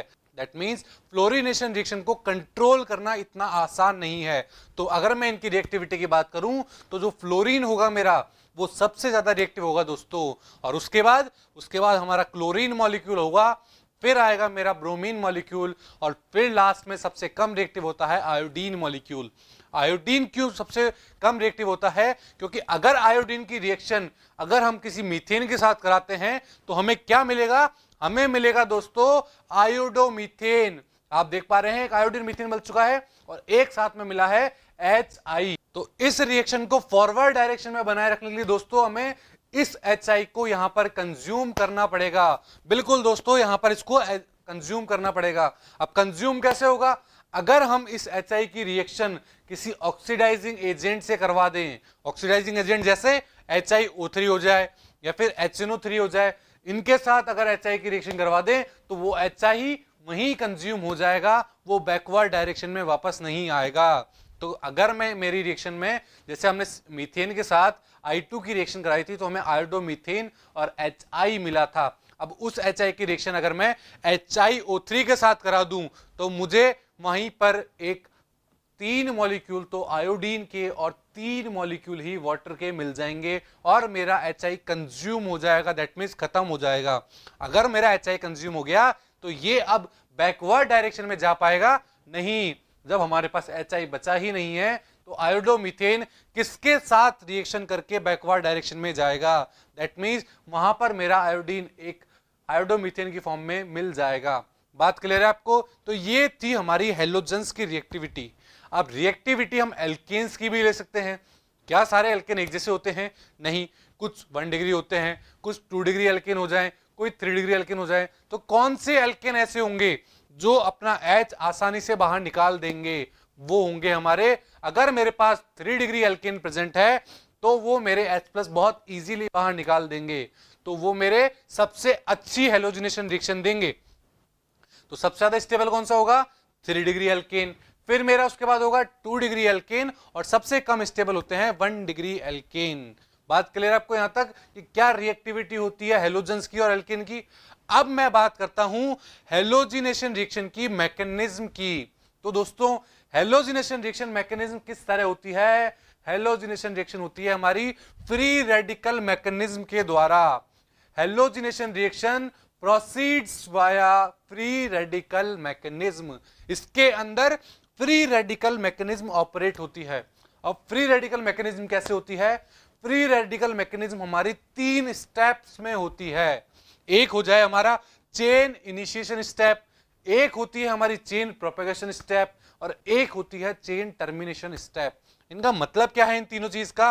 अगर मैं बात करूं चेन इनिशिएशन, दोस्तों नाम से ही क्लियर है, चेन इनिशिएशन का मतलब उस चेन को इनिशिएट करना। दैट मीन्स उस चीज की शुरुआत करना। जैसे मैं बोलता हूं कि मैं कोई प्रोग्राम इनिशिएट करने जा रहा हूं, दैट मीन्स उस प्रोग्राम को शुरू करने जा रहा हूं, उस प्रोजेक्ट को शुरू करने जा रहा हूं। इसी तरह फ्री रेडिकल में हमने बोला चेन इनिशिएशन, मतलब चेन की शुरुआत करना, चेन बनने की शुरुआत करना। सेकंड हमने पढ़ी chain propagation step. Chain propagation में क्या होगा, जो हमने चीज स्टार्ट करी है उस चीज को और बढ़ाना। मैंने मेरा प्रोजेक्ट स्टार्ट कर लिया, अब मैं प्रोपेगेट कर रहा हूं, उस चीज को आगे बढ़ा रहा हूं धीरे धीरे करके। तो सेकंड स्टेप में हम पढ़ेंगे कि किस तरह चेन प्रोपेगेट की जाती है, दैट मींस रिएक्शन को आगे बढ़ाई जाती है। और एक था हमारा chain termination step. Chain termination में क्या होगा, टर्मिनेट कर देना, दैट मींस उस प्रोजेक्ट को खत्म कर देना, दैट मींस उस रिएक्शन को स्टॉप कर देना, रोक देना। ये है हमारी फ्री रेडिकल की 3 स्टेप। अब हम एक एक स्टेप को डिटेल में पढ़ते हैं कि कौन से स्टेप में इस रिएक्शन के अंदर क्या चीज आती है। सबसे पहले बात करता हूं चेन इनिशिएशन स्टेप की। क्या होगा चेन इनिशिएशन स्टेप में, इस स्टेप के अंदर सबसे पहले एक क्लोरीन मॉलिक्यूल के अंदर होमोलाइटिक क्लीवेज होगा।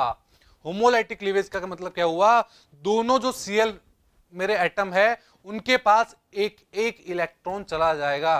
और ये रिएक्शन किसकी प्रेजेंस में होगी, ये रिएक्शन होगी हमारी सनलाइट या फिर अल्ट्रावायलेट लाइट या फिर हाई टेम्परेचर पर। और जैसे ही ये रिएक्शन प्रोसीड होगी तो हमें क्या मिलेंगे, हमें मिल जाएंगे क्लोरीन फ्री रेडिकल। बात समझ में आई। क्या हुआ इस स्टेप में, इस स्टेप में मेरे एक क्लोरीन मॉलिक्यूल के अंदर होमोलाइटिक क्लीवेज हुआ और मुझे क्लोरीन रेडिकल मिल चुके हैं। बात क्लियर है दोस्तों यहां तक। और ये रिएक्शन किसके प्रेजेंस में हुई, ये रिएक्शन हुई सनलाइट की प्रेजेंस में। और क्लोरीन रेडिकल कितने मिले, हमें 2 क्लोरीन रेडिकल फॉर्म होते हुए दिख गए हैं। अब एक क्वेश्चन उठता है दोस्तों कि हमने इस रिएक्शन को क्लोरीन एटम से ही क्यों प्रोसीड किया। यह भी तो पॉसिबल था कि हम कार्बन कार्बन के बीच का बॉन्ड तोड़ दें, कार्बन हाइड्रोजन का बीच का बॉन्ड तोड़ दें, नहीं, पर हमने ऐसा नहीं किया। हमने क्लोरीन क्लोरीन के बीच का बॉन्ड तोड़ा क्योंकि वो वीक होता है। किससे वीक होता है, कार्बन कार्बन के बॉन्ड से, और कार्बन हाइड्रोजन के बीच में जो बॉन्ड होता है उनसे वीक होता है। The chlorine chlorine bond is weaker than carbon carbon and carbon hydrogen bonds and hence it is easiest to break. उसे बहुत आसानी से तोड़ा जा सकता है, इसलिए हमने इस रिएक्शन को इनिशिएट किया है क्लोरीन मॉलिक्यूल से। सो this is the initiation step. ये थी हमारी एक इनिशिएशन स्टेप। अब इनिशिएट कर दिया हमने रिएक्शन को, अब हमें क्या करना है, उस रिएक्शन को प्रोपेगेट करना है, दैट मींस उस रिएक्शन को आगे बढ़ाना है। आगे बढ़ाने के लिए क्या होगा, जो हमारा एक Cl रेडिकल बना था वो रेडिकल आएगा किसके पास, मीथेन के पास। और मीथेन के पास क्या बोलेगा, भाई एक H मुझे दे दे और तू रेडिकल में कन्वर्ट हो जा। बिल्कुल दोस्तों, वो मेरा Cl रेडिकल आया, उसने मीथेन के पास से एक H निकाल लिया है और उसे मिथाइल रेडिकल में कन्वर्ट कर दिया है। आप देख पा रहे हैं, देख पा रहे हैं आप, बिल्कुल। So in this step Cl radical attacks on methane molecule by breaking the carbon hydrogen bond and generate a methyl free radical। जैसे ही मिथाइल रेडिकल बना हमारा और एक मॉलिक्यूल हमारे पास HCl का भी बन चुका है। आप देख पा रहे हैं कि जो Cl हमारा आया था उसने एक H निकाल लिया है और एक HCl का फॉर्मेशन कर दिया है। और क्या बचा हमारे पास, एक मिथाइल रेडिकल बचा हुआ है। ये मेरा मिथाइल रेडिकल है, ये एक और क्लोरीन के पास जाएगा और क्लोरीन के पास जाकर क्या बोलेगा, मुझे एक क्लोरीन मॉलिक्यूल चाहिए। मेरे पास से एक H जा चुका है तो मेरे पास एक इलेक्ट्रॉन प्रेजेंट है, तो उसने क्या कहा, एक क्लोरीन मॉलिक्यूल में से एक क्लोरीन को अपने पास ले लिया और क्या बना दिया, बना दिया है क्लोरोमीथेन मॉलिक्यूल बना दिया। और साइड में क्या रह गया, साइड में रह गया एक chlorine radical. So in this reaction methyl radical react with another chlorine molecule और क्या फॉर्म किया है, एंड फॉर्म क्लोरोमीथेन मॉलिक्यूल। और इसके साथ क्या बनाया, इसके साथ एक और क्लोरीन रेडिकल बना दिया है। समझ आ रहा है दोस्तों आपको, बिल्कुल। अब इन्हीं 2 स्टेप को बार बार रिपीट किया जाता है चेन प्रोपेगेशन स्टेप के अंदर। फिर एक और जो क्लोरीन रेडिकल बना है वो फिर किसी मीथेन के पास जाए और फिर वहां से एक H लेके बाहर निकल जाएगा, फिर मिथाइल रेडिकल बना देगा। फिर क्या होगा, वो मिथाइल रेडिकल एक और क्लोरीन के पास जाएगा, वहां से फिर वो एक Cl लेके आ जाएगा, तो फिर क्लोरीन रेडिकल बन जाएगा। इस तरह ये दोनों स्टेप चलती रहती है। अब इस रिएक्शन को स्टॉप करने का क्या तरीका होगा, कैसे इस रिएक्शन को रोका जाएगा, इसके लिए हम पढ़ेंगे इसकी next step, chain termination step.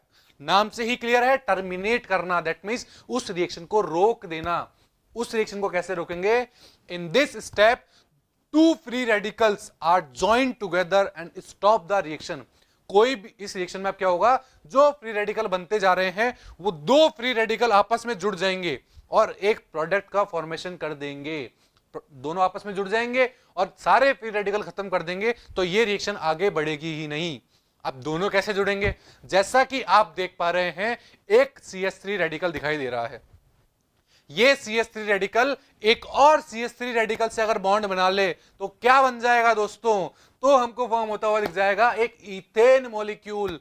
बिल्कुल दोस्तों, आप देख रहे हैं दोनों मिथाइल रेडिकल ने आपस में एक एक इलेक्ट्रॉन शेयर किया और एक इथेन मॉलिक्यूल का फॉर्मेशन कर दिया। अब जरूरी थोड़ी ना है कि दोनों मिथाइल रेडिकल ही आपस में बॉन्ड बनाए, हो सकता है दो क्लोरीन रेडिकल मेरे आए और दोनों आपस में बॉन्ड बना ले, तो वो क्या बन जाएगा? एक क्लोरीन मॉलिक्यूल बन जाएगा। अब एक पॉसिबिलिटी तो ये भी है कि एक तो क्लोरीन रेडिकल हो और एक मेरा CH3 रेडिकल हो, वो दोनों जुड़कर क्या बना दें? वो दोनों जुड़कर बना देंगे क्लोरोमीथेन का मॉलिक्यूल। तो ये सारी पॉसिबिलिटीज से हम उस रिएक्शन को टर्मिनेट कर सकते हैं, स्टॉप कर सकते हैं। बात समझ में आपको कि कैसे चेन टर्मिनेशन होता है, कैसे रिएक्शन स्टॉप होती है? तो ये सब था हमारा हेलोजिनेशन रिएक्शन के बारे में, जिसमें हमने पढ़ा सबसे पहले क्लोरीनेशन ऑफ मीथेन। तो दोस्तों अब हम बात करते हैं कंबशन रिएक्शन की, कि कंबशन रिएक्शन क्या होता है। कंबशन का मतलब क्या होता है? किसी चीज को जलाना, और जलाना किसके प्रेजेंस में? ऑक्सीजन की प्रेजेंस में। अगर मेरे यहां पर एल्केन्स को मैं ऑक्सीजन की प्रेजेंस में हीट करता हूं, उनको जलाता हूं, तो वो कंप्लीटली ऑक्सीडाइज्ड हो जाएंगे। और किस में ऑक्सीडाइज हो जाएंगे? वो ऑक्सीडाइज हो जाएंगे कार्बन डाइऑक्साइड और वाटर के अंदर ऑक्सीडाइज हो जाएंगे। एल्केन जो होते हैं मेरे, अगर उनको मैं हीट करूं किसकी प्रेजेंस में? एयर हो जाए, डाइऑक्सीजन हो जाए, डाइऑक्सीजन मतलब ऑक्सीजन के दो मॉलिक्यूल, अगर उनकी प्रेजेंस में मैं हीट करता हूं तो वो कंप्लीटली ऑक्सीडाइज हो जाएंगे और मुझे कार्बन डाइऑक्साइड और वाटर का फॉर्मेशन करके दे देंगे।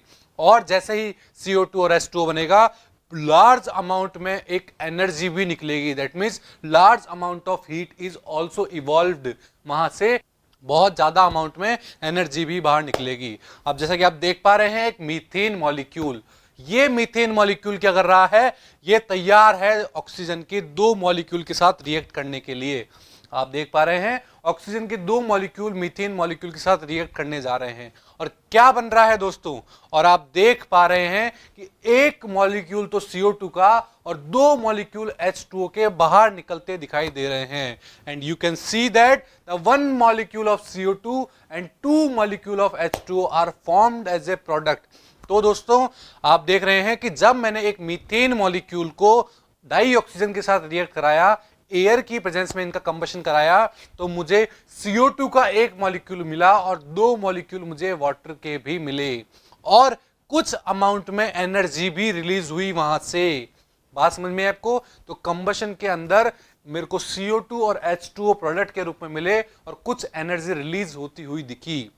अगर मैं जनरल रिएक्शन की बात करूं, जनरल इक्वेशन की बात करूं कि कंबशन रिएक्शन में कितने कार्बन के साथ कितने ऑक्सीजन के मॉलिक्यूल लेने पड़ेंगे, तो वो कैसे आइडेंटिफाई करेंगे, उसके लिए हमने एक इक्वेशन बना दी है।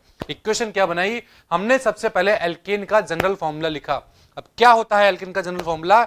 एल्केन का जनरल फॉर्मूला होगा दोस्तों CnH2n+2। ये होता है हमारा एल्केन का जनरल फॉर्मूला। अगर इसके साथ मुझे ऑक्सीजन के मॉलिक्यूल लेने हैं तो मैं कितने मॉलिक्यूल लूंगा, उसके लिए भी हमने एक फॉर्मूला बना दिया कि 3n+1/2 मोल ऑफ ऑक्सीजन हमें लेने हैं। और ये इतने मोल ऑक्सीजन लेने के बाद वो हमें n मॉलिक्यूल तो CO2 देगा और n+1 मॉलिक्यूल वाटर के भी देगा। समझ में आया दोस्तों आपको कि अगर मेरा ये एल्केन का जनरल फॉर्मूला है, ये ऑक्सीजन की अमाउंट है, तो n मोल तो मुझे CO2 मिलेंगे और n+1 मोल मुझे किसके मिलेंगे? H2O के मिलेंगे। बात समझ में आपको? फॉर एग्जाम्पल अगर मैं यहां n की वैल्यू 4 रख देता हूं, तो n की वैल्यू मैंने 4 रखी, तो मेरा एल्केन का फॉर्मूला क्या बन जाएगा?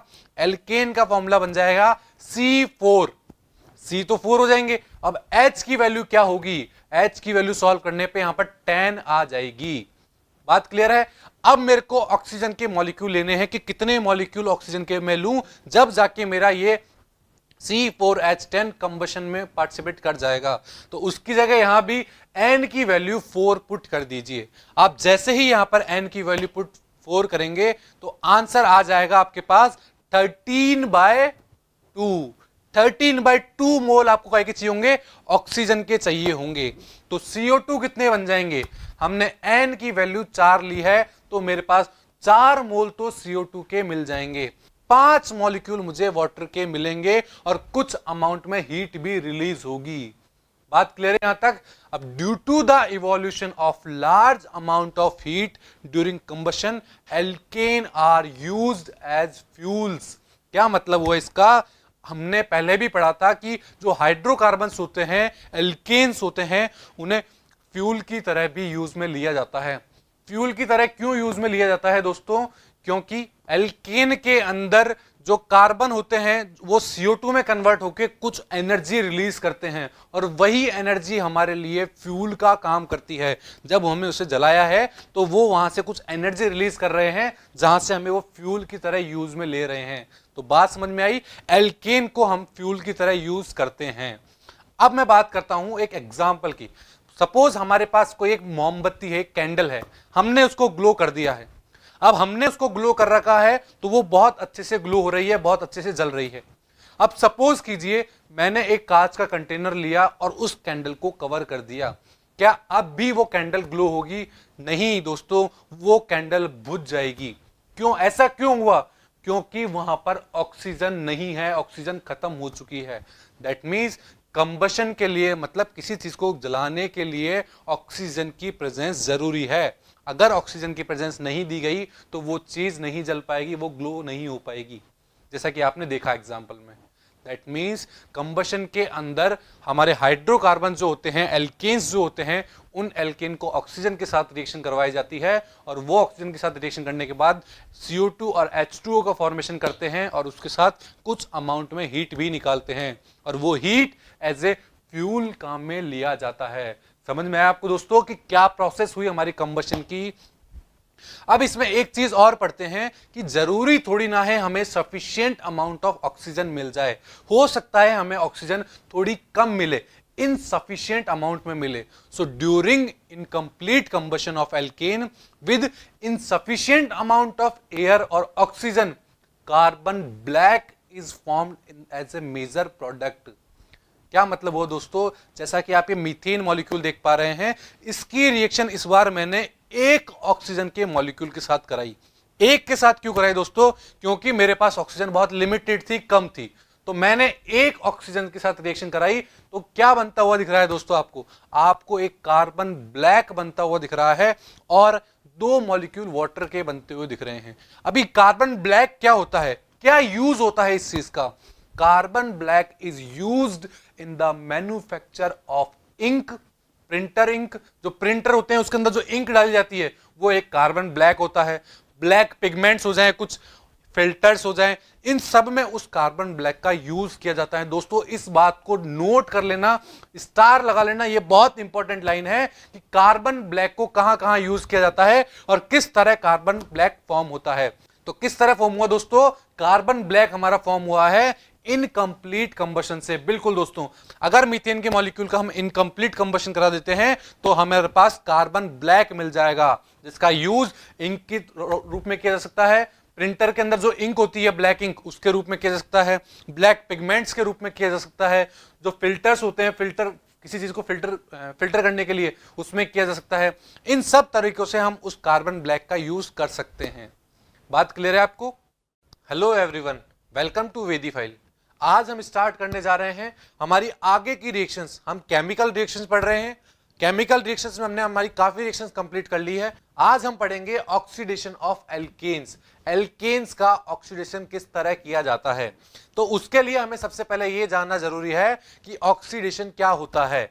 ऑक्सीडेशन का मतलब होता है कि किसी एल्केन में हम ऑक्सीजन का ऐड कर दें, दैट मीन्स उस कंपाउंड को ऑक्सीडाइज कर दें, तो वो हमारा कहलाएगा ऑक्सीडेशन। अब ऑक्सीडेशन हम किसका कर रहे हैं? एल्केन का। तो किस तरह किया जाएगा? अगर एल्केन्स को हीट किया जाए, किसकी प्रेजेंस में? डाई ऑक्सीजन की प्रेजेंस में। अगर एल्केन को डाई ऑक्सीजन की प्रेजेंस में हीट कर दिया जाए हाई टेम्परेचर और हाई प्रेशर के अंदर, ये कंडीशन हमें फॉलो करनी है कि हाई टेम्परेचर और हाई प्रेशर पर अगर हीट कर दिया जाए और कुछ कैटलिस्ट की प्रेजेंस में, तो हमें क्या मिलेगा, हमें कुछ ऑक्सीडेटिव प्रोडक्ट्स मिल जाएंगे। दैट मींस ऑक्सीडेशन कराने के बाद एल्केन का कुछ ऑक्सीडेटिव प्रोडक्ट्स मिल जाएंगे। जैसा कि आप सब देख पा रहे हैं यहां पर दो मॉलिक्यूल मेरे पास मीथेन के प्रेजेंट हैं। बिल्कुल दोस्तों, यहां पर दो मॉलिक्यूल मीथेन के प्रेजेंट हैं जो कि रिएक्ट करने जा रहे हैं। किससे रिएक्ट करने जा रहे हैं? ये रिएक्ट करने जा रहे हैं एक मॉलिक्यूल ऑफ ऑक्सीजन का, मतलब वन मॉलिक्यूल ऑफ ऑक्सीजन से रिएक्ट करने जा रहे हैं। अब ये रिएक्ट करके क्या प्रोडक्ट बनाएंगे और किसकी प्रेजेंस में ये रिएक्शन हो रही है? ये रिएक्शन होगी हमारी किसकी प्रेजेंस में? कॉपर की प्रेजेंस में होगी। और क्या टेम्परेचर और प्रेशर रहा होगा? यहां पर टेम्परेचर हम लेंगे 523 केल्विन टेम्परेचर और 100 ATM pressure. That means high temperature और हाई प्रेशर पे ये रिएक्शन हो रही है। और वहां प्रोडक्ट क्या बनेगा? वहां प्रोडक्ट बनेगा मीथेनॉल। दैट मींस आप देख रहे हैं दो मॉलिक्यूल मेरे को मीथेनॉल के मिल रहे हैं। और मीथेनॉल क्या होता है? CH3OH, जैसा कि आप देख पा रहे हैं। तो मैंने क्या किया, मैंने मीथेन की दो मॉलिक्यूल को डाई ऑक्सीजन की प्रेजेंस में रिएक्शन करवाई है। और किसकी प्रेजेंस में रिएक्शन कराई है? क्या कैटलिस्ट था? कॉपर की प्रेजेंस में हाई टेम्परेचर और हाई प्रेशर पर रिएक्शन कराई। तो मुझे दो मॉलिक्यूल किसके मिले हैं? मीथेनॉल के दो मॉलिक्यूल मिल चुके हैं। तो ये मेरी एक ऑक्सीडेशन रिएक्शन है। अब क्या ऑक्सीडेशन केवल इसी तरह हो सकता है? नहीं, ऑक्सीडेशन भी कई कैटलिस्ट की प्रेजेंस में हो सकता है। अलग अलग कैटलिस्ट जैसे हम लेते जाएंगे तो हमें अलग अलग प्रोडक्ट मिलते जाएंगे दोस्तों। बिल्कुल। अब आप देख रहे हैं जैसे कि मीथेन का मैंने एक और मॉलिक्यूल लिया, इसकी मैं रिएक्शन करा रहा हूं एक मॉलिक्यूल ऑफ ऑक्सीजन के साथ। That means one molecule of oxygen के साथ ये रिएक्ट करने जा रहा है। अब इसकी प्रेजेंस क्या लेते हैं? अब की बार मैंने इसके अंदर presence the MO2O3, that means molybdenum oxide की प्रेजेंस दी है मैंने यहां पर। इसकी प्रेजेंस देते क्या हुआ दोस्तों? आप देख पा रहे हैं कि यहां से मुझे एक मीथेनल फॉर्म होता हुआ दिख रहा है। मीथेनल क्या हो गया? दैट मींस एक एल्डिहाइडिक ग्रुप दिख रहा है मुझे यहां पे दोस्तों। बिल्कुल आप देख पा रहे हैं एक CHO मॉलिक्यूल दिख रहा है आपको यहां पर। और मीथेनल जब बना है उसके साथ एक वाटर मॉलिक्यूल भी बाहर निकला है as a side product. That means oxidation हमने दो तरह से करा लिया है, एक बार कॉपर की प्रेजेंस में और एक बार हमने मॉलिब्डेनम ऑक्साइड की प्रेजेंस में भी करवा लिया है। That means oxidation of methane will be takes place in the presence of molybdenum oxide और MO2O3 की प्रेजेंस में करा लिया है। बिल्कुल दोस्तों, जनरली एल्केन्स जो होते हैं हमारे वो ऑक्सीडेशन को रेजिस्ट करते हैं। दैट मींस वो नहीं चाहते हैं कि उनका ऑक्सीडेशन हो, वो इतने ज्यादा रिएक्टिव नहीं होते हैं। हमने पहले भी पढ़ा था कि जो एल्केन्स होते हैं हमारे वो इतने ज्यादा रिएक्टिव नहीं होते हैं। और ना तो वो एसिड की तरफ रिएक्टिव होते हैं, ना बेस की तरफ होते हैं, ना किसी ऑक्सीडाइजिंग एजेंट जो होते हैं उनकी तरफ भी रिएक्टिव नहीं है, तो रिड्यूसिंग एजेंट की तरफ भी नहीं होंगे। उसके बावजूद भी कुछ एल्केन ऐसे होते हैं जो ऑक्सीडाइज हो जाते हैं। जैसे मैं बात करूं alkanes having tertiary hydrogen atom, ऐसे एल्केन जिसके अंदर टर्शरी हाइड्रोजन एटम प्रेजेंट हो वो ऑक्सीडाइज हो सकते हैं। किसके अंदर? अल्कोहल्स के अंदर। अल्कोहल का फंक्शनल ग्रुप क्या होता है दोस्तों? अल्कोहल का फंक्शनल ग्रुप होता है OH। हम जब IUPAC पढ़ रहे थे बहुत अच्छे से पढ़ा था हमने कि अल्कोहल को OH से रिप्रेजेंट करते हैं। और वहां पर किसकी प्रेजेंस दी जाती है वहां पर? और वहां पर प्रेजेंस दी जाती है पोटेशियम पर मैग्नेट की। इसका मतलब क्या हुआ? जैसे कि आप देख रहे हैं एक टर्शरी एल्केन मेरे को दिया गया है, एक टर्शरी एल्केन यहां पर प्रेजेंट है। अब ये जो टर्शरी एल्केन है इसका जो हाइड्रोजन एटम है, इसके पास एक हाइड्रोजन एटम प्रेजेंट है। बिल्कुल दोस्तों, एक हाइड्रोजन एटम प्रेजेंट है। अब ये रिएक्ट करने जा रहा है, किसके साथ रिएक्ट करने जा रहा है ये दोस्तों? ये रिएक्ट करने जा रहा है पोटेशियम पर मैग्नेट के प्रेजेंस में। अगर मैंने इसकी रिएक्शन पोटेशियम पर मैग्नेट के साथ करा दी तो क्या होगा? यहां पर होगा ऑक्सीडेशन प्रोसेस। और ऑक्सीडेशन प्रोसेस होने के बाद क्या रिजल्ट में मिल जाएगा? अल्कोहल मिलेंगे हमें। That means tertiary alcohol as a product मिल जाएंगे। बिल्कुल दोस्तों, तो हमने ऑक्सीडेशन के अंदर तीन रिएक्शन पढ़ ली। एक कॉपर की प्रेजेंस में हमने ऑक्सीडेशन कराया जहां हमें अल्कोहल मिल रहा था। एक हमने ऑक्सीडेशन किसकी प्रेजेंस में कराया? MO2O3 की प्रेजेंस में कराया जहां हमें क्या मिला? एल्डिहाइडिक ग्रुप मिल रहा था, CHO ग्रुप मिल रहा था। एक ऑक्सीडेशन हमने टर्शरी एल्केन्स का भी कराया, और किसकी प्रेजेंस में कराया था? पोटेशियम पर मैग्नेट की प्रेजेंस में कराया था। और क्या मिला था हमें प्रोडक्ट के रूप में? हमें प्रोडक्ट में मिला था अल्कोहल। बिल्कुल दोस्तों, तो ये थी हमारी सारी oxidation reactions of alkane. That means किस तरह एल्केन का ऑक्सीडेशन कराया जाता है, हमने वो बात करी अभी तक। बात क्लियर है आपको सबको? तो ऑक्सीडेशन ऑफ एल्केन को पढ़ने के बाद अब हम बात करते हैं isomerisation of alkane. That means alkane को हम आइसोमराइज किस तरह कर सकते हैं। आइसोमराइज का मतलब क्या हुआ? किसी एल्केन हमें दिया गया है तो उस एल्केन को कितनी फॉर्म में हम बना सकते हैं। तो क्या मतलब होगा आइसोमराइजेशन ऑफ एल्केन का? N alkane on heating in the presence of anhydrous AlCl3 and HCl gas isomerise to branch chain alcohol. अगर किन्हीं एन एल्केन को, दैट मींस नॉर्मल एल्केन्स को हीट किया जाता है, किसकी प्रेजेंस में हीट करना है? एनहाइड्रस AlCl3 और HCl गैस के प्रेजेंस में हीट करना है दोस्तों। तो क्या मिलेगा हमें ब्रांच चेन एल्केन्स मिल जाएंगे। दैट मींस जो एल्केन हमने ले रखे होंगे उन एल्केन को हम ब्रांच चेन एल्केन में कन्वर्ट कर देंगे, और किसकी प्रेजेंस में करेंगे? एनहाइड्रस AlCl3 और HCl गैस की प्रेजेंस में कर देंगे। जैसा कि आप सभी देख पा रहे हैं, हमारे पास एक एन हेक्सेन मॉलिक्यूल प्रेजेंट है। अब इस एन हेक्सेन के अंदर क्या होगा? ये आइसोमराइज होगा। आइसोमराइज किसकी प्रेजेंस में होगा दोस्तों? बोलिए। आइसोमराइज होगा एनहाइड्रस AlCl3 और HCl गैस की प्रेजेंस में होगा। अब आप देख पा रहे हैं कि हमारा एन हेक्सेन किस में कन्वर्ट होने जा रहा है? एन हेक्सेन कन्वर्ट हो चुका है 3 मिथाइल पेंटेन में। दैट मींस इसका और हमने जो सबस्ट्रेट लिया था दोनों का मॉलिक्यूलर फॉर्मूला सेम है? बिल्कुल सेम है। क्या इनकी स्ट्रक्चर सेम है? नहीं। दैट मींस ये दोनों आपस में एक दूसरे के आइसोमर्स बन चुके हैं। तो हमने क्या किया? आइसोमराइज करा दिया, आइसोमराइजेशन प्रोसेस करवा दी है। दैट मींस एन हेक्सेन का 3 मिथाइल पेंटेन जो बनाया है हमने, ये एक आइसोमर फॉर्म बना दी है, आइसोमराइजेशन रिएक्शन करवा दी है। क्या इसमें हम एक और आइसोमराइजेशन रिएक्शन करा सकते हैं?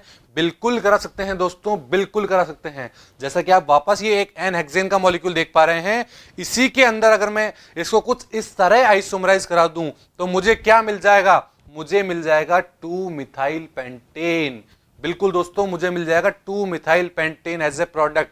दैट मींस आइसोमराइजेशन रिएक्शन में हमने क्या किया? किसी भी नॉर्मल एल्कीन को, नॉर्मल एल्कीन का मतलब क्या होता है दोस्तों? स्ट्रेट चेन एल्कीन जिसके अंदर ब्रांच नहीं लगी हुई है, वो होते हैं मेरे नॉर्मल एल्कीन।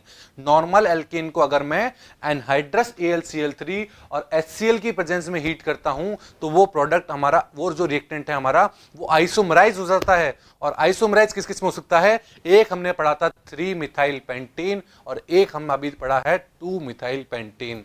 सो ये था हमारा आइसोमराइजेशन ऑफ एल्कीन। इसके अंदर हमने 2 केस पढ़े हैं। तो इस बात को बहुत ध्यान से समझिएगा दोस्तों कि एक नॉर्मल एल्कीन को हम कई फॉर्म में आइसोमराइज कर सकते हैं। किसकी प्रेजेंस में? एनहाइड्रस AlCl3 और HCl गैस की प्रेजेंस में। बात क्लियर है दोस्तों यहां तक? तो अब हम बात करते हैं एरोमेटाइजेशन ऑफ एल्केन की। क्या मतलब हुआ इसका? दैट मींस एल्केन को एरोमेटिक कंपाउंड में कन्वर्ट करना है। अब हम किस तरह एल्केन्स को एरोमेटिक कंपाउंड में कन्वर्ट कर सकते हैं, उसके लिए हमें एक एल्केन्स लेना पड़ेगा। एल्केन्स में भी कौन सा? जिसमें 6 या 6 से ज्यादा कार्बन प्रेजेंट हो। अगर उन एल्केन को बहुत हाई टेम्परेचर पे, हाई प्रेशर पे अगर उनको हीट किया जाता है, और किसकी प्रेजेंस दी सकती है? और प्रेजेंस दी जा सकती है ऑक्साइड्स ऑफ वेनेडियम हो जाए, मॉलिब्डेनम हो जाए, क्रोमियम हो जाए। अगर इनकी ऑक्साइड्स की प्रेजेंस दे दी जाए तो वो मेरे एल्केन किस में कन्वर्ट हो जाएंगे? वो मेरे एल्केन कन्वर्ट हो जाएंगे एरोमेटिक कंपाउंड्स के अंदर। फॉर एग्जाम्पल आप देख पा रहे हैं एक एन हेक्सेन का मॉलिक्यूल यहां पर प्रेजेंट है। बिल्कुल बच्चों, यहां पर एक एन हेक्सेन आपको दिखाई दे रहा है। ये n hexane oxides of vanadium, that means vanadium oxide हो जाए या फिर क्रोमियम ऑक्साइड हो जाए या फिर मॉलिब्डेनम ऑक्साइड हो जाए, इनकी प्रेजेंस में रिएक्शन करेगा। और किस प्रेजेंस में? और हाई टेम्परेचर, हाई प्रेशर की प्रेजेंस में रिएक्शन करेगा और सबसे पहले कन्वर्ट हो जाएगा किसमें? साइक्लोहेक्सेन में। और साइक्लोहेक्सेन में जब कन्वर्ट हुआ है तो 2 H आपको बाहर निकलते हुए दिख रहे हैं। दैट मींस एक H2 मॉलिक्यूल बाहर निकलता हुआ दिख रहा है। तो सबसे पहले हमने हेक्सेन को साइक्लोहेक्सेन में कन्वर्ट कर लिया है। अब हमें इसे एरोमेटिक कंपाउंड बनाना है और 6 मेंबर्ड का एरोमेटिक कंपाउंड हम क्या बना देंगे, बेंजीन में कन्वर्ट कर देंगे। बेंजीन में कन्वर्ट कैसे होता है, अगर मैं इस साइक्लोहेक्सेन में से 3 मॉलिक्यूल हाइड्रोजन के बाहर निकाल देता हूं कुछ इस तरह, तो मेरे पास एक बेंजीन फॉर्म होती हुई दिख रही है। दैट मींस एक एरोमेटिक कंपाउंड फॉर्म होता हुआ दिख रहा है। तो मैंने क्या किया, मैंने एक एन हेक्सेन को, नॉर्मल हेक्सेन को एक एरोमेटिक कंपाउंड में कन्वर्ट कर दिया है। और ये मैंने कितनी स्टेप में किया, फर्स्ट स्टेप में मैंने एन हेक्सेन को साइक्लोहेक्सेन में कन्वर्ट किया, वहां से 3 मॉलिक्यूल मैंने हाइड्रोजन के बाहर निकाले और कन्वर्ट किसमें कर दिया है, एक एरोमेटिक कंपाउंड में, दैट मींस एक बेंजीन के अंदर कन्वर्ट कर दिया है। बिल्कुल दोस्तों, तो ये थी मेरी एक एरोमेटाइजेशन रिएक्शन ऑफ एल्केन्स। बात क्लियर है यहां तक। तो बच्चों अब हम बात करते हैं रिएक्शन विद स्टीम। अगर किसी एल्केन की रिएक्शन स्टीम के साथ कराई जाए, स्टीम मतलब वाटर के साथ कराई जाए, जैसे कि मैं बोलता हूं हमारे पास एक मीथेन मॉलिक्यूल है, मीथेन मॉलिक्यूल को अगर स्टीम के साथ रिएक्शन कराई जाए, दैट मींस वाटर मॉलिक्यूल के साथ रिएक्शन कराई जाए, किसकी प्रेजेंस में, निकल कैटलिस्ट के प्रेजेंस में रिएक्शन कराई जाए, और किस टेम्परेचर पे, बहुत ज्यादा हाई टेम्परेचर, जैसे 1273 केल्विन टेम्परेचर पे अगर इसको हीट कराया जाए तो हमें क्या मिलेगा, हमें मिलेगा कार्बन मोनोऑक्साइड, और कार्बन मोनोऑक्साइड के साथ हमें 3 मॉलिक्यूल H2 के भी मिलेंगे। दैट मींस इसके अंदर क्या होगा, सपोज आप ये देख पा रहे हैं मेरे पास एक मीथेन मॉलिक्यूल है, इस मीथेन मॉलिक्यूल की रिएक्शन में स्टीम के साथ, दैट मींस वाटर के साथ कराने जा रहा हूं, वाटर के साथ जब मैं इसकी रिएक्शन करा रहा हूं तो आप देख रहे हैं क्या मिल रहा है, मुझे एक कार्बन मोनोऑक्साइड और 3 मॉलिक्यूल H2 के बाहर निकलते हुए दिख रहे हैं। दैट मींस अगर एल्केन की स्टीम के साथ रिएक्शन कराई जाती है तो carbon monoxide that means CO और 3 मॉलिक्यूल H2 के बाहर निकलते हुए दिखाई दे रहे हैं। तो ये थी हमारी रिएक्शन विद स्टीम। हमने एल्केन्स की रिएक्शन स्टीम के साथ कराई तो हमें कुछ ऐसा प्रोडक्ट देखने को मिल रहा है।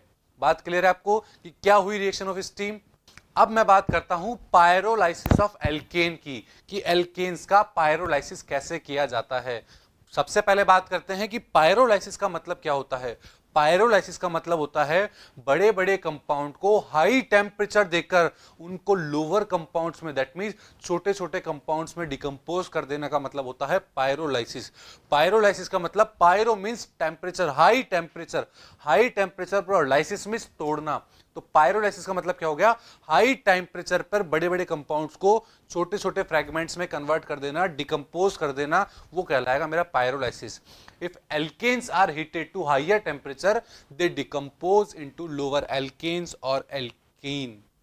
दैट मींस अगर एल्केन को हायर टेम्परेचर पे हीट किया जाए तो वो एल्केन और एल्कीन के अंदर डिकम्पोज हो जाते हैं।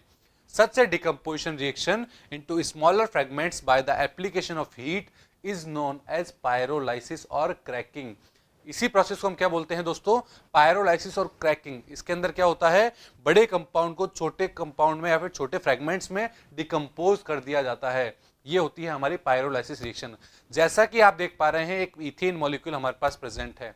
इस इथेन मॉलिक्यूल को अगर मैं हीट करता हूं तो एक तो ये पॉसिबिलिटी है कि इसमें से एक CH2 फ्रेगमेंट बाहर निकल के एक CH4 का प्रोडक्शन कर दे, CH4 मॉलिक्यूल बना दे। दैट मींस इथेन मॉलिक्यूल था और उसको उसने मीथेन में कन्वर्ट कर दिया है। दैट मींस 2 कार्बन वाला कंपाउंड था और उसको 1 कार्बन वाले कंपाउंड में कन्वर्ट कर दिया है।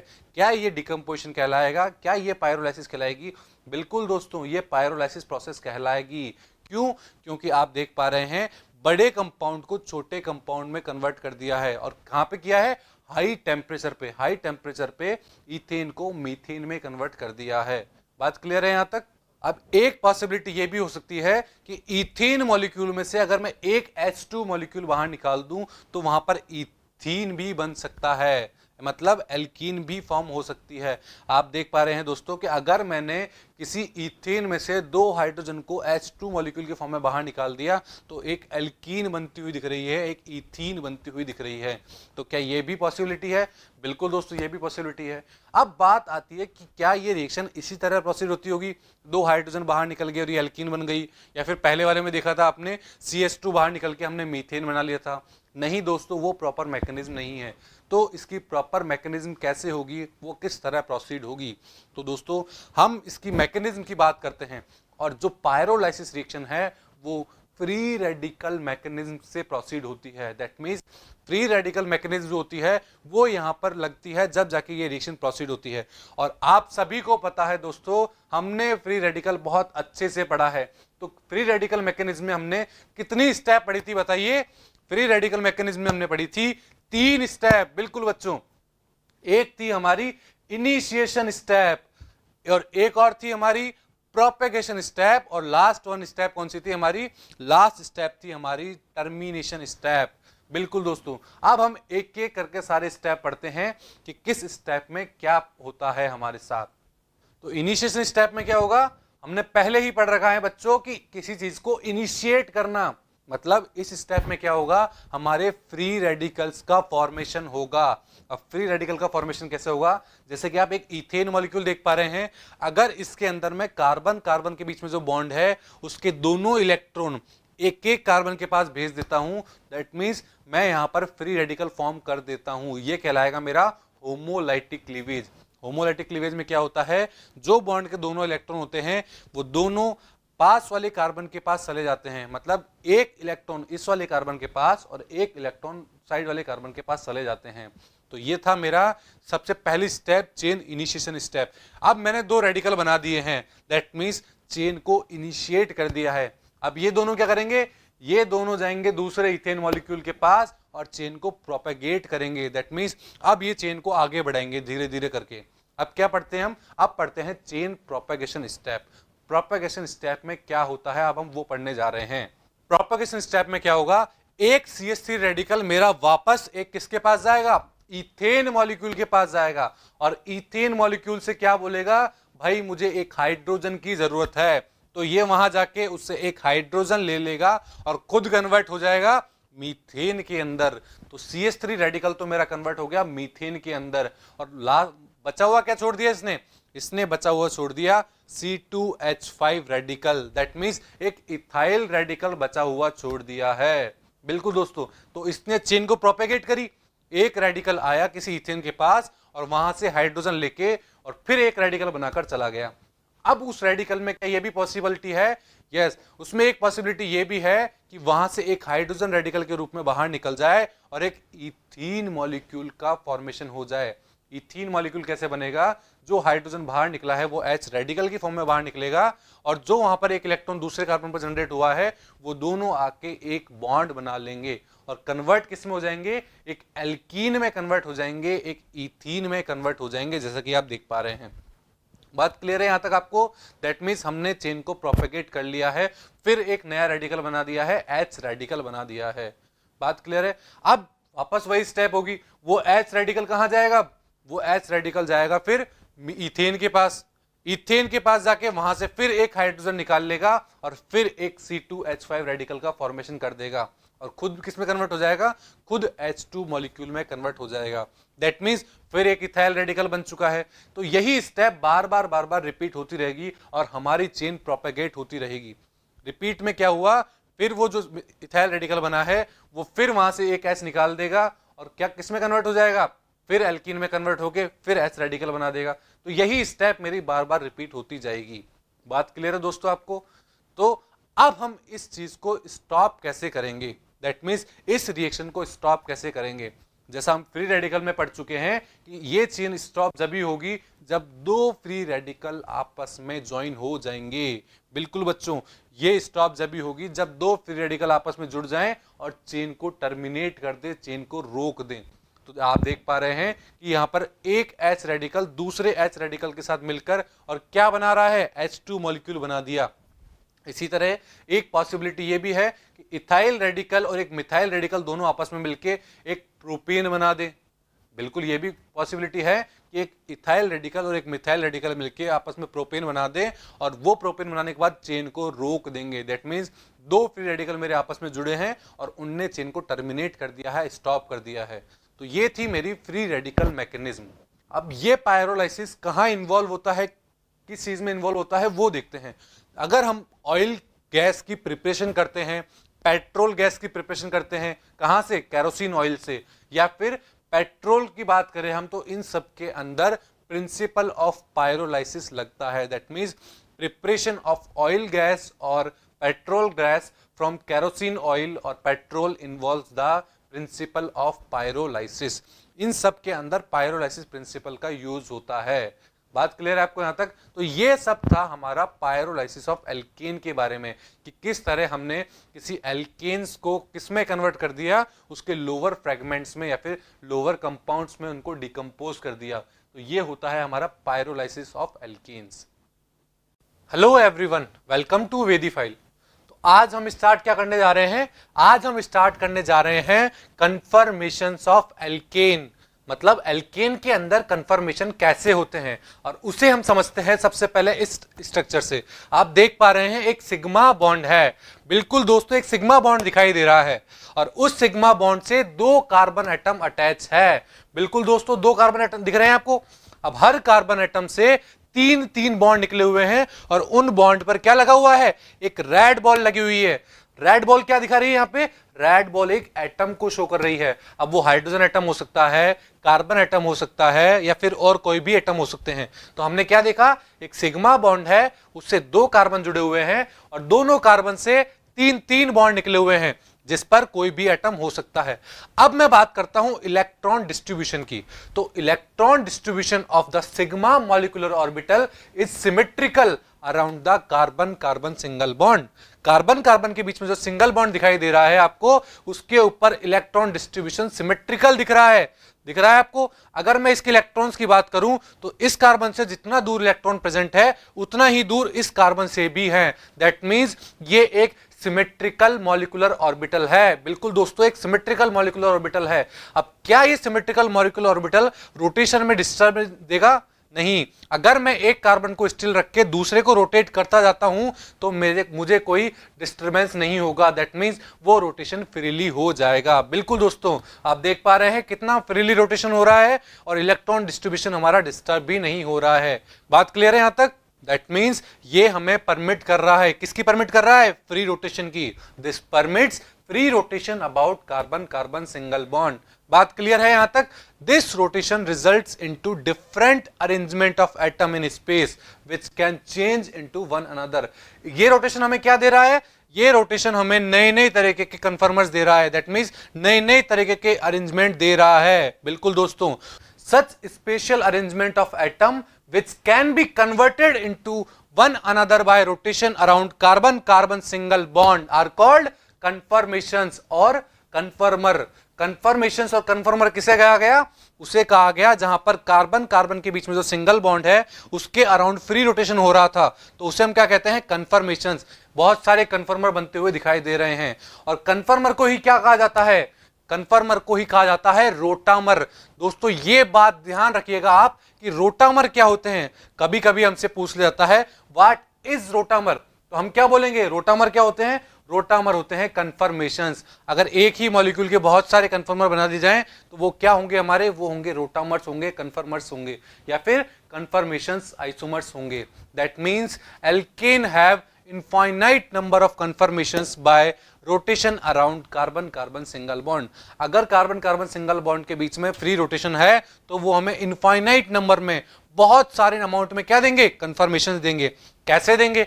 अगर अभी आप एक मॉलिक्यूल देख पा रहे हैं, इसमें मैंने एक रोटेशन कराया, ये बना, फिर एक और कराया, दूसरा बन गया, एक और कराया, ये मिल गया, फिर एक और रोटेशन कराया, ये मिला मुझे। अब दैट मीन्स इस रोटेशन करा करा के मैं इनफाइनाइट नंबर में कन्फर्मेशंस बना सकता हूं, कन्फर्मर बना सकता हूं। बात क्लियर है यहां तक? अब बात आती है, it may be remembered that rotation around a carbon carbon single bond is not completely free। ये क्या हुआ? ये एक नई बात आ गई कि अभी तक हम पढ़ रहे थे कार्बन कार्बन के बीच में फ्री रोटेशन होता है, पर अब हम क्या बोल रहे हैं कि फ्री तो है पर कंप्लीटली फ्री नहीं है। कुछ ना कुछ क्या होता है उसमें? हिंड्रेंस होती है। It is hindered by a small energy barrier of 3 kilo calorie per mole. उसके अंदर एक एनर्जी बैरियर होता है, कितने का? एनर्जी का 3 किलो कैलोरी पर मोल का इतना एक एनर्जी बैरियर होता है, जिससे क्या होता है? Due to weak repulsive interaction between the adjacent bond. Adjacent bond जो है मेरे, उनके बीच में एक वीक रिपल्शन जनरेट हो जाता है। उसकी वजह से इनके बीच में क्या होता है? रिपल्शन होता है, और उसको क्या बोलते हैं? Such type of repulsive interaction is called torsional strain, उसको कहा जाता है टॉर्जियोनल स्ट्रेन। किसको कहा जाता है? जो कोई भी दोनों कार्बन के बीच में जो एडिसेंट बॉन्ड होते हैं उनके बीच में एक रिपल्सिव इंटरेक्शन होता है, उसे टॉर्जियोनल स्ट्रेन कहा जाता है। बात क्लियर है दोस्तों यहां तक? अब हम बात करते हैं कन्फर्मेशंस ऑफ इथेन की। हमने कन्फर्मर्स क्या होते हैं, कन्फर्मेशंस क्या होते हैं, ये पढ़ लिए हैं। अब मैं बात करता हूं कन्फर्मेशंस ऑफ इथेन कि इथेन के अंदर किस तरह के कन्फर्मेशंस होते हैं। सबसे पहले बात करता हूं इथेन मॉलिक्यूल का फॉर्मूला क्या होता है। इथेन मॉलिक्यूल का फॉर्मूला होता है C2H6, दैट मींस 2 कार्बन होते हैं और 6 हाइड्रोजन होते हैं। अब आप देख पा रहे हैं एक सिग्मा बॉन्ड है, उससे 2 कार्बन लगे हुए हैं। अब इन दोनों कार्बन से क्या निकलेंगे? दोनों कार्बन से 3 बॉन्ड निकलेंगे और तीनों जो रेड बॉल थी हमारी उस पर हाइड्रोजन है, दैट मींस 2 कार्बन और 6 हाइड्रोजन हमें दिखाई दे रहे हैं। तो क्या बोला मैंने? Ethane molecule contain a carbon carbon single bond. बात क्लियर है? With each carbon atom attach to 3 hydrogen atom. हर एक कार्बन एटम 3 हाइड्रोजन एटम से जुड़ा हुआ है, बिल्कुल जुड़ा हुआ है, आप देख पा रहे हैं। Now 1 carbon atom is stationary. एक कार्बन एटम को हम स्टिल रख देते हैं और दूसरे कार्बन को रोटेट करते जाते हैं। रोटेशन कर रहे हैं हम। अब ये रोटेशन हमें क्या दे रहा है? This rotation results into infinite number of spatial arrangement of hydrogen atom attached to 1 carbon atom with respect to hydrogen atom attach to another carbon atom. ये दोनों कार्बन के बीच में जो हाइड्रोजन लगे हुए हैं वो हमें स्पेस के अंदर डिफरेंट अरेंजमेंट दे रहे हैं। दैट मींस हाइड्रोजन को अगर मैं घुमाता जाऊं, एक कार्बन को रोटेट करता जाऊं, तो मुझे हाइड्रोजन की पोजीशन में डिफरेंस आ रहा है स्पेस के अंदर। That means special arrangement different आ रहा है। तो इन्हीं को क्या कहते हैं? These are called conformational isomers। इन्हीं को conformational isomers भी कहा जाता है, conformer भी कहा जाता है। Thus, there are infinite number of conformations of ethane। जैसे हमने पहले पढ़ा था, इसी तरह ईथेन में भी infinite number of conformers हो सकते हैं। बिल्कुल दोस्तों, यहाँ infinite number of conformation हो सकते हैं क्योंकि सभी 6 के 6 एटम मेरे जो कार्बन पर लगे हुए हैं वो सेम एटम लगे हुए हैं। बात क्लियर है? अब इनफाइनाइट होने के बाद भी हमारे पास 2 एक्सट्रीम केसेस भी हैं। एक्सट्रीम केस कौन से हैं? फर्स्ट तो वो हो गया कंफर्मेशन जिसके अंदर हाइड्रोजन एटम जो 2 कार्बन पर अटैच है वो क्लोज टुगेदर है। दैट मींस एक दूसरे से पास रख रहे हैं, जितना पॉसिबल हो सकता है उतना पास प्रेजेंट है। उसी को क्या कहा जाता है? उसी को कहा जाता है एक्लिप्स कंफर्मेशन। क्या मतलब हुआ एक्लिप्स का? एक्लिप्स का मतलब हुआ दोनों कार्बन के ऊपर जो एक एक हाइड्रोजन प्रेजेंट है उन दोनों को हम जितना पास हो सकता है उतना पास रख दें तो वो मेरा एक्लिप्स कंफर्मेशन बन जाएगा। दूसरा क्या होगा? उसके अंदर क्या होगा? In which hydrogens are far apart as possible. उसमें दोनों हाइड्रोजन जितनी दूरी पर रखे जा सकते हैं मैं उन्हें उतनी दूरी पर रख दूंगा और उसे क्या कहेंगे? उसे कहेंगे स्टैगर्ड कंफर्मेशन। क्या मतलब हुआ स्टैगर्ड और एक्लिप्स का? जैसे कि आपने देखा एक्लिप्स के अंदर मेरे हाइड्रोजन जितना पॉसिबल हो सकता है उतना पास होते हैं और स्टैगर्ड के अंदर हाइड्रोजन जितने ज्यादा दूर हो सकते हैं उतना ज्यादा दूर रखा जाता है उनको। बात क्लियर है यहां तक?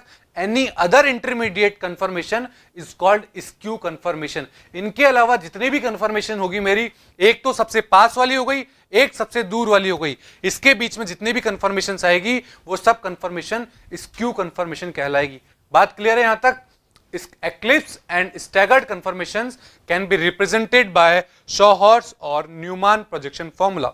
इनको हम किस में डिनोट कर सकते हैं? ये जो एक्लिप्स और स्टैगर्ड हमने पढ़ी है इसको हम न्यूमान कंफर्मेशन और शोहर्स कंफर्मेशन से समझ सकते हैं। That means Newman projection formula और शोहर्स प्रोजेक्शन फॉर्मूला से समझ सकते हैं। अब मैं बात करता हूं रिलेटिव स्टेबिलिटी ऑफ कंफर्मेशंस की कि मेरा स्टैगर्ड फॉर्म ज्यादा स्टेबल होता है या एक्लिप्स फॉर्म ज्यादा स्टेबल होता है। किसमें? इथेन के अंदर।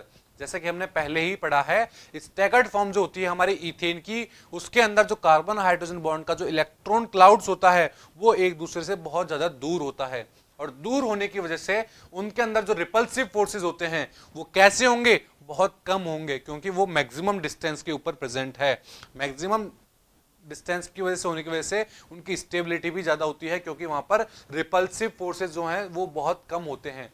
तो रिपल्शन कम होगा तो उनकी स्टेबिलिटी ज्यादा होगी।